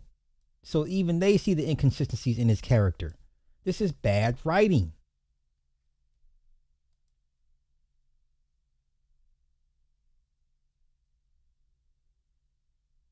Okay, his death scene in Power was just like Lou's. Somebody had to identify him in the morgue. Karma came back full circle. Interesting. Kanan is more like Howard Q than Rock. He wanted to be in the game for his ego, not to be helpful. Anytime he was given responsibility, he pissed it away by not collaborating and consistently seeing his mother as an obstacle. She sent him away to VA and he comes back looking for more trouble, won't take the hint that he's not the top dog and sees it as a challenge. He reminds me of Howard, strategic, cunning, narcissistic. Okay. Just like he said about his uncle Marvin, this nigga never missed an opportunity to miss an opportunity. Tariq got to be Kanan's son because he's nothing like Ghost. Okay.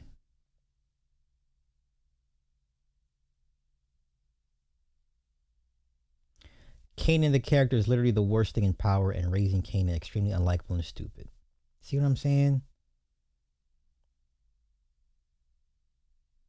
See, this is bad writing, y'all. This is bad writing.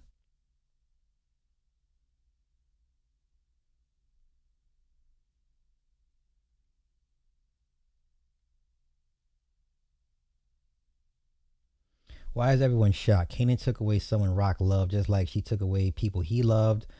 Okay, so Rock raised a monster that's about to further exploit her weaknesses. Okay, so do we know how his mother died in the Power series?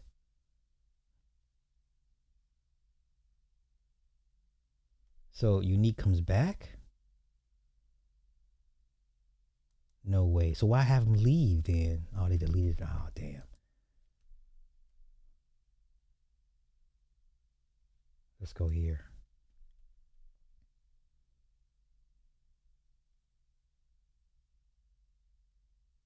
Okay, Neek left. Okay.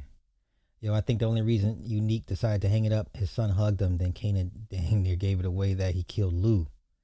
I don't make the connection, but that's good writing, subtle stuff. No. Though they didn't say it, I like to think Unique realized how bad things were getting with Kanan killing his uncle for almost no reason.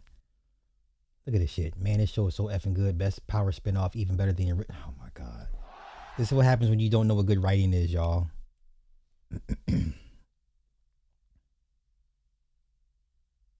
We don't know who or what a famous is. Unique did what Ghost's been trying to do throughout 6 seasons. He made it out. Respect.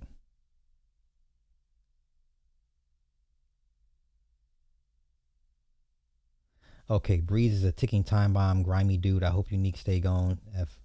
Stay going. Fuck him if he decide to come back. Jukebox Smart IQ is so interesting to see that she has inherited Rock Vision, Marvin aggressivity. Is that even a word? Aggressivity? I would say aggressiveness. Okay. Lou's stoic attitude. Rest in peace, Akbar. Should have finished that drink. Russo didn't stand no chance. Should have had more security with him, but he was betrayed easily, unlike Sal. Breeze said it. They fighting for whoever feeds them. Okay. So Okay, here we go. This is the last season. So how you gonna? Okay, help me out. Help me out real quick. Yo, Magic, thank you for the 10, brethren. What up, Slot? What are your thoughts on T.I. making his 12th album, his final album? Do you think he's retiring completely? I sent you a clip of the explanation why he's retiring in IG. Okay, I got you. I'll check it out for sure. Someone else give me a super chat? Okay. Hey, RC, thank you, bro. I appreciate that. Remember when Gene Griffin stole Teddy Riley's publishing for Bobby Brown's My Prerogative? Should follow Gene's blueprint. Oh, see, don't do that. Don't be bringing up black folk business. Okay. Damn, I just forgot my question just like that. Okay. How do you wrap this up and introduce Tommy and Ghost? You got what? 6 episodes left? So, okay. Here we go. So let me ask y'all, did they infer who killed Rock? Do they infer who killed Marvin? I'm talking about the OG Power series. Did they ever mention how Raquel died? Did they ever mention how Marvin dies? Right? And then, so you mean we got 6 episodes for them to get rid of Rocky, Marvin, and introduce Tommy, Ghost, and then see the death of Breeze, and then Kanan going to prison. You mean we got 5 episodes to see all this take place?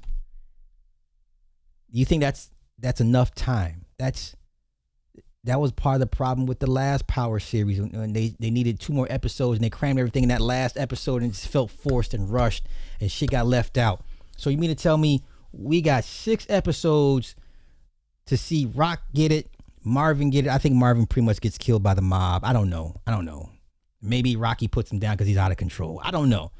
So Rocky, Marvin, you still got to bring in young Ghost and young Tommy and somehow convince us that Ghost is so smart and so intelligent and so ahead of the game, so ahead of everybody, for him to spend a couple years under Kanan's wing and then decide to take power for himself and somehow set up Kanan with the tail light, and then Kanan goes to prison, and then that finishes that story arc. This is how are you going to do this? How are you going to do this?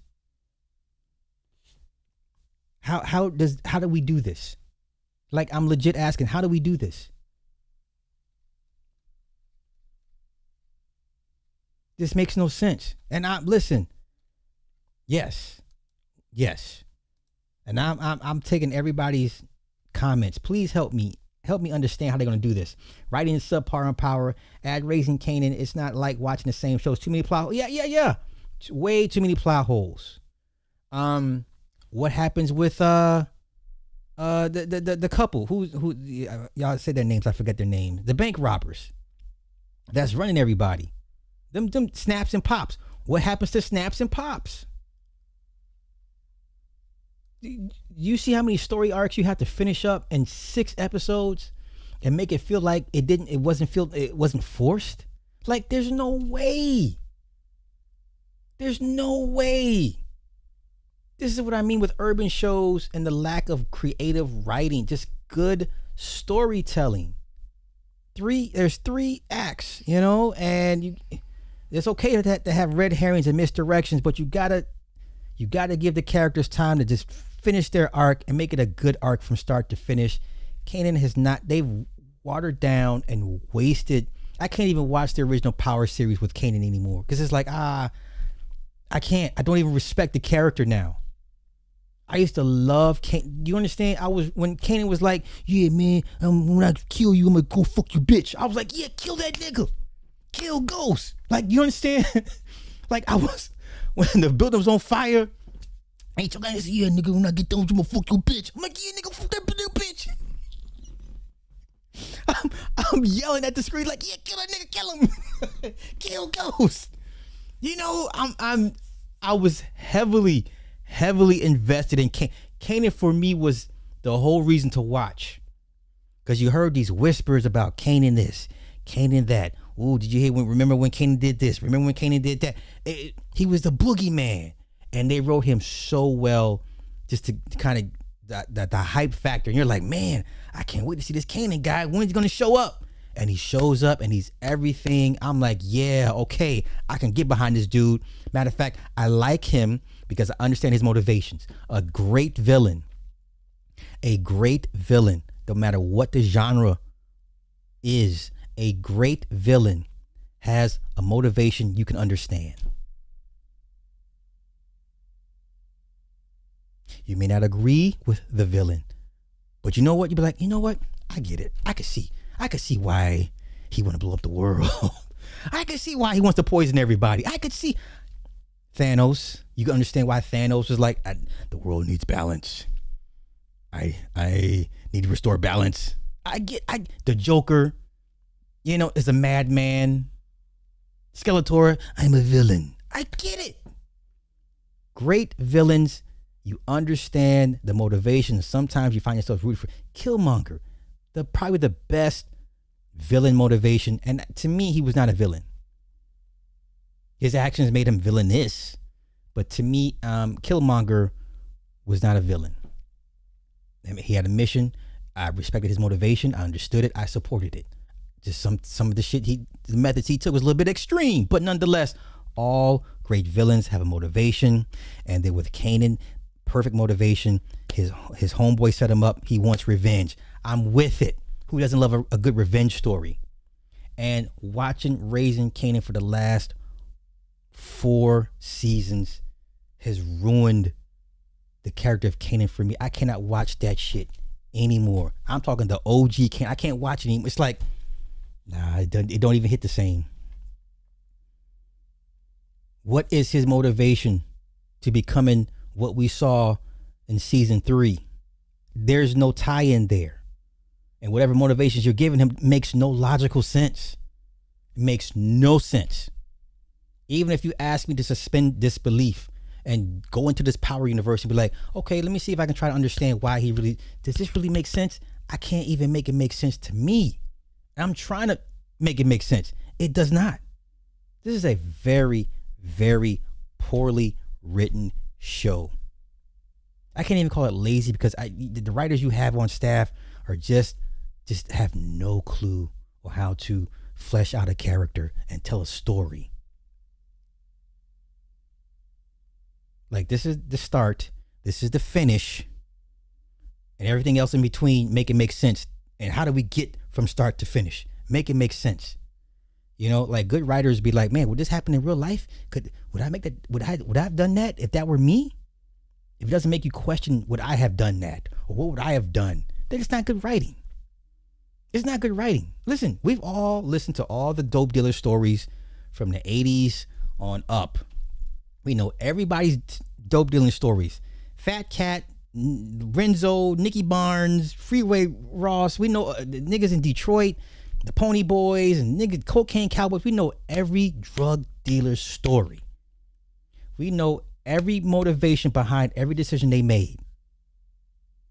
And yet somehow the shit that they write on TV is the complete opposite. It makes no fucking sense. How do you mess this up? How do you mess up an urban drug dealer story? It's the most simplistic shit to write. It doesn't take much effort. We know how the story ends. The motivations are either money or women. Like, how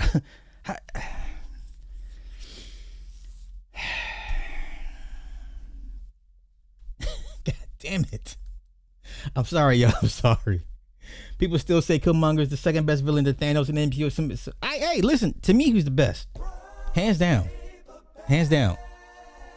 Hands down. Hands down. Hands down. Hands down.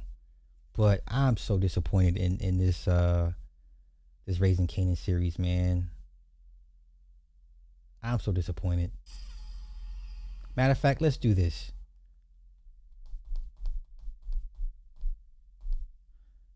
Let's do this. So let's go looking to see if we can find breadcrumbs from the original Power series. Okay? Let's do that, yeah? So, who killed... Let's go here. Let's go here. Let's do the first obvious question. Who killed Kanan?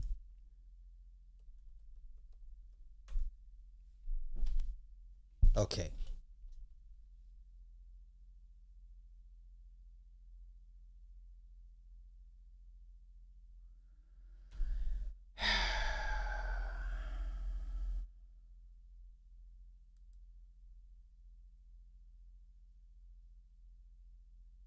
In the original Power series, the ultimate fate of Kanan's mother, Raquel, remains one of the universe's most debated mysteries. However, the exact circumstances of her demise or whether she is still alive during the main Power timeline have yet to be fully revealed.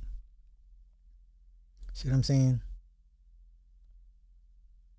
So in the original, here we go, original series inconsistencies. So in the original Power series, Kanan mentions to Ghost and Tommy that he went to see his mom. While some fans interpret this as visiting her alive, others believe he was visiting her grave. Okay, next episode, the official records. After Kanan dies in the original series, a news report states that he has no known surviving next of kin.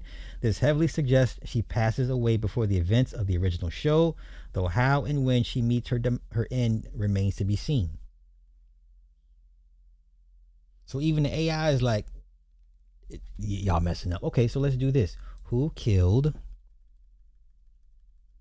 Marvin in Power Universe?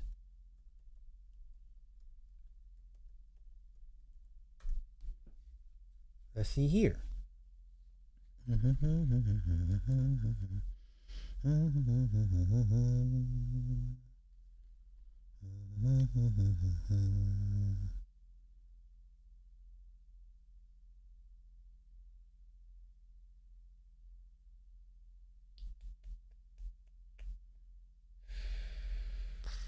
Okay, or does he get picked up by the cops and gets in the shootout with the cops? I don't know. I don't know.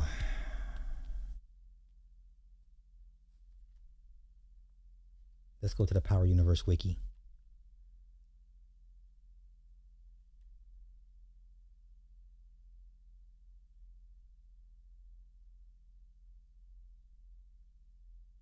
Okay, that's all that. We don't care about all those.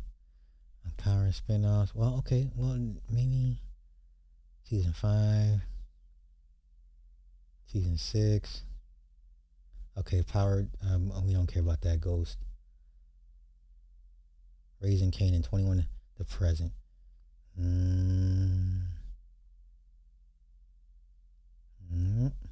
Season 3. We're up to season 5, sir. We're up to season 5.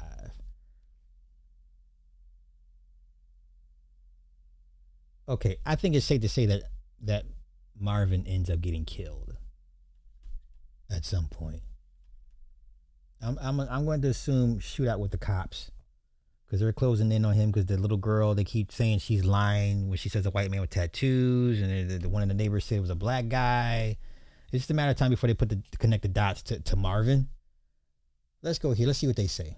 How it ends for Marvin and raising. Let's see what they say. You will call the police, tell them some white boy with tattoos came in here and did all of that to these people, okay? Guy came in with a gun, and he was white, and he had tattoos, and he started shooting everywhere. Well, this is new information. Now, in this breakdown, we are going to be going through Marvin Thomas, asking the question, how does it end? I don't know any old, wrinkled drug dealers. They're either dead or inside, Tasha. I had Ramirez looking to Tariq. Anybody who's around that boy for too long ends up either dead or locked up. And I ain't dying or going to prison over your stupid shit. We've heard across Power Book 2 Ghost, Power, and in Raising Kanan, you either end up dead or in jail. Even Ghost in the early stages of Power told Tasha that he doesn't know any old wrinkly drug dealers, they're either dead or inside. And that's the question that I'm going to propose to you guys straight off the bat. We're going into the home stretch for the entire show, so now's the time to ask the question, because we're finally going to get it in the next 7 episodes. Does Marvin survive or not? Or could he end up in jail? I do think they've done a very good job in the last couple of seasons, including also episode 1, which we've just watched, where they... Okay, hold on. Let me go to the comments. Let me see what they say.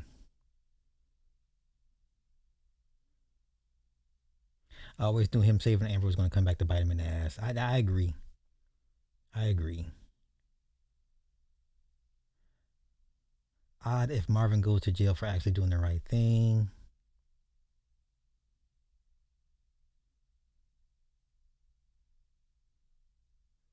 None of us want Uncle Marv to die. He's the balance. No, Lou was the balance. I think Lou was that kept everybody, you know. He was the moral compass. Okay. So either he dies by the cops or the Italians.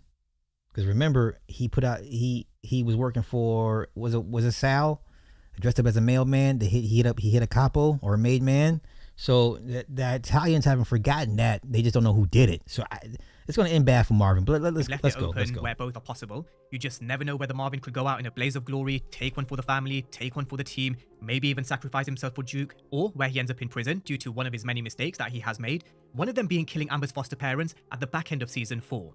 So that's the agenda for today's breakdown. It's all things Marvin. Tommy is a typical hothead white boy character. Every time we see a black character and a white character, the white boy is usually the hothead and the brother's usually the calm. We've seen this shit so many different times, y'all. Tommy Egan is not an interesting character at all. He's not. I don't think there's really much you could do with the character like that. He's a supporting piece, not meant to be a lead. He's not that all. It's not all that interesting. Like I said, typical stereotypical hothead white boy. When he's Irish. Oh, okay, that's a stretch. That's a stretch. Let's go. And whether he ends up dead or in jail. What? At the end of Raising Kanan, season 5.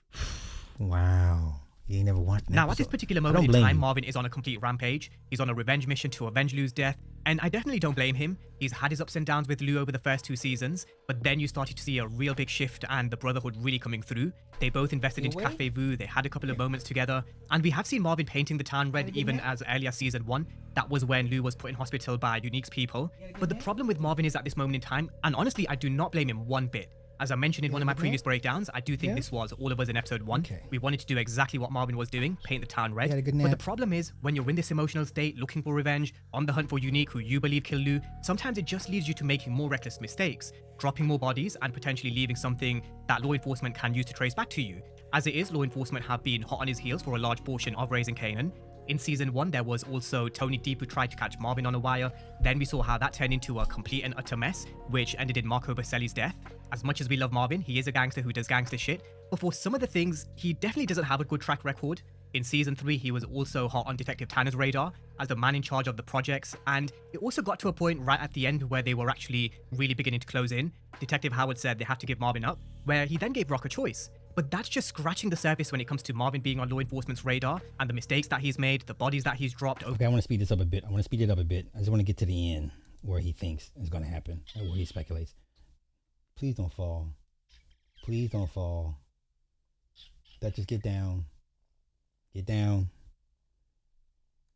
Rock told him no loose ends, he had to go because he was talking to law enforcement about Kanan being the shooter at Baisley Park. But Marvin being Marvin, him trying to change, him trying to do good after all the therapy that he had, he put him on a bus, gave him some money, and told him to get out of New York, don't ever come back. Lo and behold, he came back because you never trust a crackhead. So eventually Marvin did do what he had to do in the end. But whenever Marvin does try and do something good, it never really works out. And this may just end up being the case with Amber. The one time Marvin tries to do the right thing, it then comes back to haunt him, which would be quite a poetic end to his story arc, I do have to admit. Now at the time, Marvin did mention he would circle back around to make sure she was okay, and he did keep that promise. He also mentioned when the cops roll through, tell them it was a white guy with tattoos. Now in 501, we did see Amber return, with law enforcement questioning her around her foster parents' death, because they did know she was kind of swerving from the truth. She kept repeating the same story that Marvin told her to say, which, to be fair to her, she did stick to. But at the end of the day, she's just a kid. Amber isn't someone like Holly from Power who can fob law enforcement off when she was being interrogated. They tried to blackmail Holly, they tried to catch her out, Cooper Sachs, Angela Valdez, but she was way too tough to break. With Amber, she's just a kid. She is strong because of what she's been through and seen, but she is going to make mistakes in her statement, forget what she told them from her earlier statement, changing things from her. Okay. Let's keep it going. Let's go here. In the streets, you can guarantee that. But with law enforcement closing in, could Marvin actually end up in jail come the end of season 5? Now, in my opinion, if it was up to me, that's the route I would go down, because I think if Marvin dies, Power fans really will riot. If you think Uncle Lou's death hit everybody hard after episode 1 and made Kanan out to be public enemy number 1, like I've been mentioning across my breakdowns, just imagine if Kanan is somehow involved in Marvin's death, which I would not be surprised one bit if he is. Just before the season began, we spoke about the need to clear the chessboard, we spoke about the need for Breeze and Kanan to move certain characters and players out the game, which would enable them to gain control, and Marvin may be one. We already know he's killed his Uncle Lou, we know in the future he kills Sean and also Duke. Why couldn't he have a hand in Marvin's death if they go down that route instead of jail? just like I mentioned before the season began, we were going to come back around to Kanan being the cause and the downfall of the Thomas family at some point, and here we are. We're discussing the exact same thing. Would Kanan also be behind Marvin's death instead? It would definitely go a long way in explaining the complete breakdown in relationship between Kanan and Duke. It would explain why Duke also eventually leaves New York because there's nothing left for her here. But in my opinion, and maybe it's just me kind of not wanting Marvin to die, I do think I can probably speak for majority of the Power fans when I say we don't want to see Marvin end up dead. Oh, you didn't want to see Lou dead either, but damn, here we are. I'm hoping there's a different outcome. If that's jail, then so be it. Maybe at some point he could maybe even make a surprise appearance with someone going to meet him in jail in Power Origins for a specific reason. It would be quite cool just to kind of have that in the locker where you can bring back a familiar face for once. Okay. It's going to end bad. It's going to end bad for Marvin. But I just want to know, did they ever allude to in the Power series that what happened to Marvin? Okay.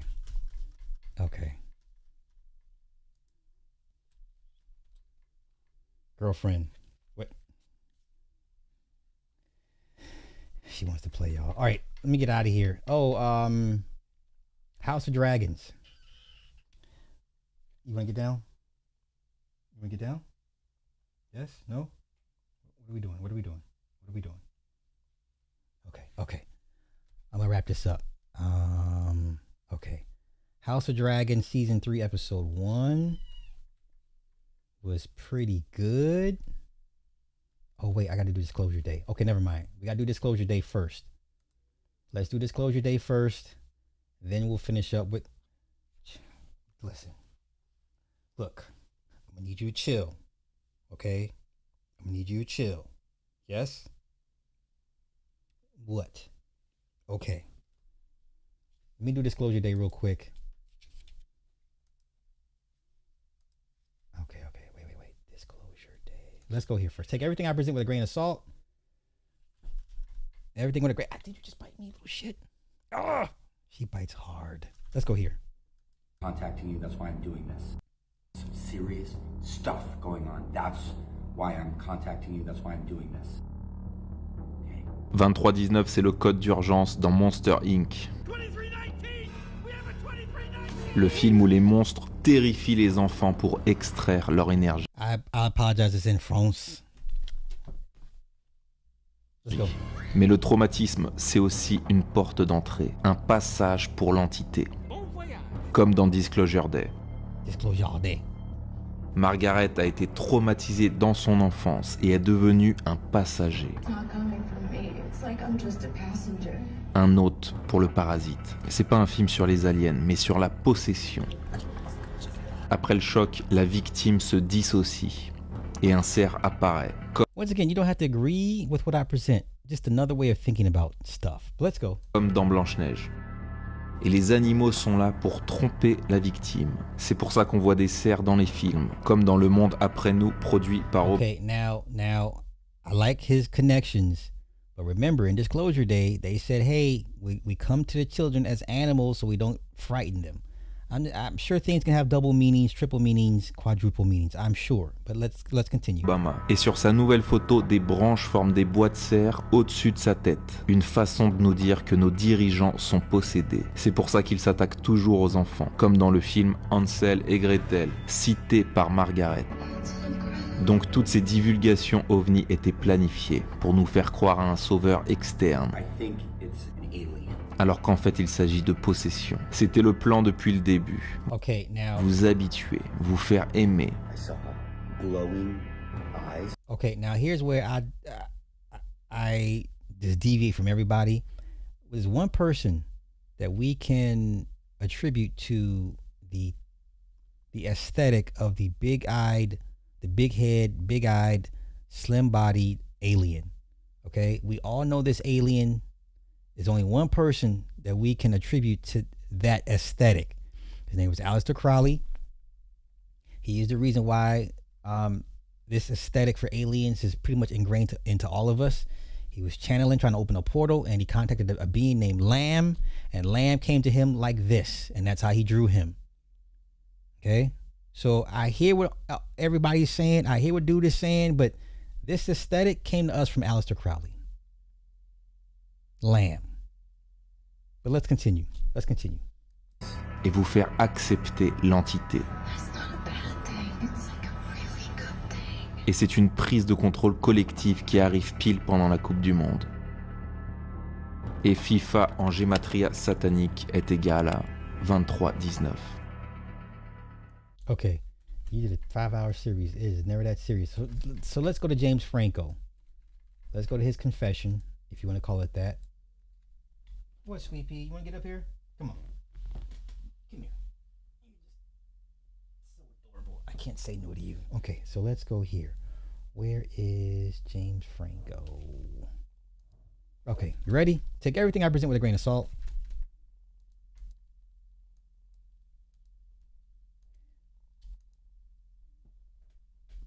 A lot of people put news on here now, and that's what this is. This isn't news, man.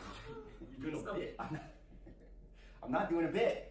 Okay, maybe you guys, use it for one thing. I'm using it for something. It's like a character, like when you play Tommy, you're just like stuck in this character now, this alien guy. Alien I'm not doing a character. I'm James. You're James. This is James in my house. You're my friends. The sobriety, solid. Smoking a little weed again. All right, look, everyone thinks I'm a stoner. Pineapple spread, got it. Okay, I haven't smoked weed since high school. Okay, I'm good. I'm good. Warning a lot of people, man, over these videos. They just don't know where your head's at, man. Did you guys see the hearings? You see the hearings? The real dudes, the military dudes saying, I saw a flying object. Was it on Reddit or some forum? No, it was the Senate. I didn't see it. It was on New York Times. It was CNN. Real. That's what this is. So why are you the alien guy now? Is that your whole thing? I didn't choose this. He chose me. It chose me. I didn't choose this. Has there just not been enough attention? I mean, come on, bro. I don't want attention. I don't want attention. You did. I don't. Not for me. I don't. I've tasted that. I've tasted that. Sit down. I've tasted the spotlight. I don't want that. It's not for me. I'm sacrificing myself. I'm using myself to get the message out there. This is not for me. I don't care about that. I know what it's like at the mountaintop. It's meaningless to me. That's meaningless to me. James, are you? Okay. Now, let's wrap up with the last bit of disclosure day. Once again, take everything I present with a grain of pink Himalayan sea salt. Okay? Where's that? Okay, let's go here. I'm sorry, he's French, so it's a lot of soufflez-vous anglais and souffle bon kiwi. Okay, a lot of that. Let's go. Le sacrifice de David Wilcock est un rituel codé pour renforcer le narratif de la révélation. Il avait 53 ans. En gématria, son nom est égal à 53. Et il est mort exactement 53 jours avant la sortie du film Disclosure Day de Spielberg. Le 20 avril, jour de l'anniversaire d'Adolf Hitler. Hitler est égal à 303 en gématria. Et Wilcock est d'ailleurs mort dans le code postal 303. Ces derniers streams duraient 3 heures, 33 minutes et 53 secondes. Il mentionne recevoir un tips de $333. Phoenix donated $333. Et son pseudo se termine par 333. Coïncidence impossible. Wilcock disait lui-même que le cinéma utilise des révélations codées pour obtenir le consentement du public. Alleged science fiction has been embedding the truth in these storylines. Regardez Fly Me to the Moon. Il prépare un faux alunissage tourné en studio. Shoot a little picture, something showing us, up there. Et ce projet secret s'appelle Artemis. Artemis version. You mean to fake it? Et Artemis 2 vaut aussi 333. David était l'archétype parfait du mouvement New Age, poussé par des médias mainstream comme History Channel et Gaia, pour nous préparer au narratif extraterrestre. Spielberg, avec des films comme E.T. et Ready Player One, nous montre un double programme. D'un côté la fausse invasion extraterrestre et de l'autre la révélation. Parce que les aliens dont il parle sont en fait des entités parasites qui utilisent l'IA et la robotique pour prendre le contrôle divin sur l'humanité. Le sacrifice de David... My bad. Okay. Hey, take everything I present with a grain of sea salt. Yeah, what are we doing, girl? What are we doing? What? We good? You wanna get down? Okay, go. I'll be done in a minute. Okay, all right. Let's wrap this thing up. House of Dragon. Go ahead and mute up if you haven't seen the episode. What? Okay, come on. Come on. Get up here. Come here. Come here. All right. Can you sit still for 5 minutes? Okay. All right. Man. Stop biting. They say it's a good thing when they bite you. I'm not seeing the benefits of me being bit. Like, okay. All right. House of Dragon. Shout out to the brothers that beat up the trans woman, the trans woman, the trans sailor, female sailor, the trans woman. Here you go. Boom. Where's she at? The brothers. I'm glad they didn't get killed. Corliss and his son, trans sailor in house up. Okay, don't paw me. Paw at it. Hey, work on your jab. House of Dragons. Did you know this was a trans character? Sharako Lohar. Yeah. This was played by a trans character. The brothers put foot to ass on her. I'm so glad she got killed. But this person here is training, man. That's her. Him. That's this person. Okay. Ow. Ouch. Okay. The name Abigail Thorne. Okay.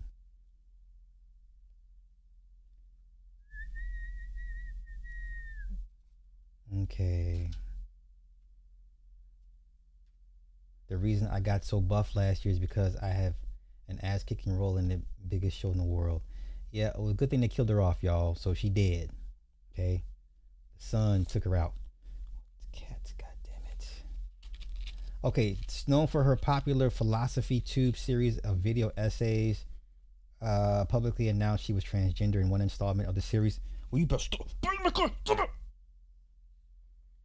In 2021 has dramatically increased her profile as an actor since coming out. In addition to writing and starring in the Nebula original film The Prince last year, Thorne also portrayed fan favorite character Nocturne in the late game ally in Baldur's Gate 3 and will soon appear as Ensign Eurus in the brand new spin-off Star Wars spin-off The Acolyte. Jeez, they're everywhere, y'all.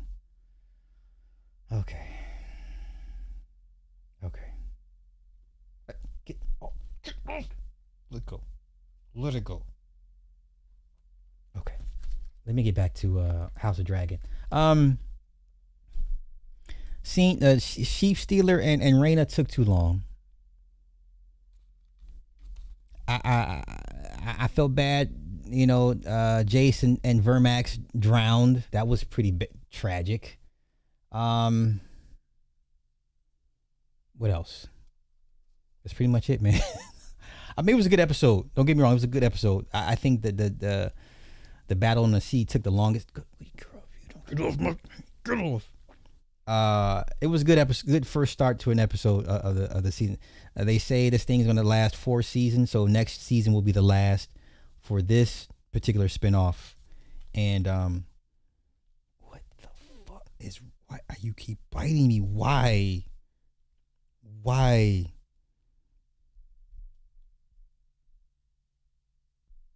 I'm gonna get out of here because she needs her space. I'm gonna give her space.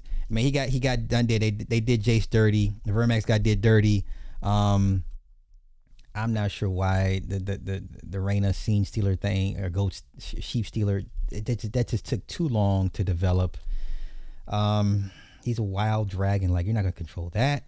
Anywho, what are you doing? You ready to go play? Okay, I got you. Good episode nonetheless. So I'm looking forward to this season, and hopefully this thing ends with a banger. And on a good note, unlike the other. What the fuck? Here, you want some screen time? Hi. Say hi. Look at the camera. Look. You want screen time? Look at the camera. Say hi. Okay. I'm out of here, y'all. This cat is doing too much. And thank y'all for coming through. I will. Because you taste.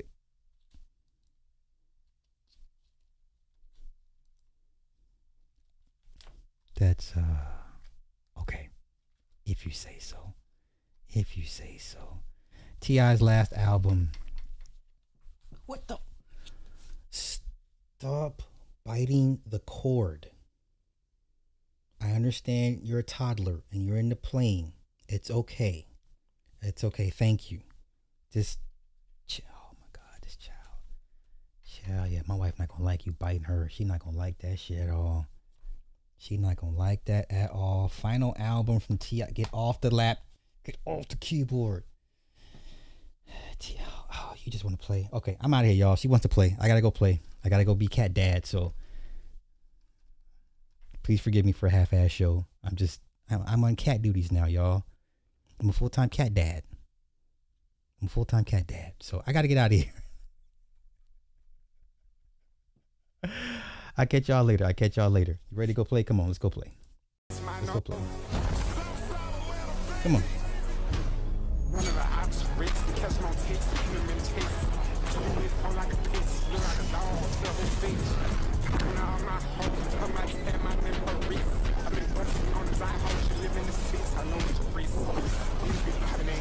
Catch me live and take off sleep.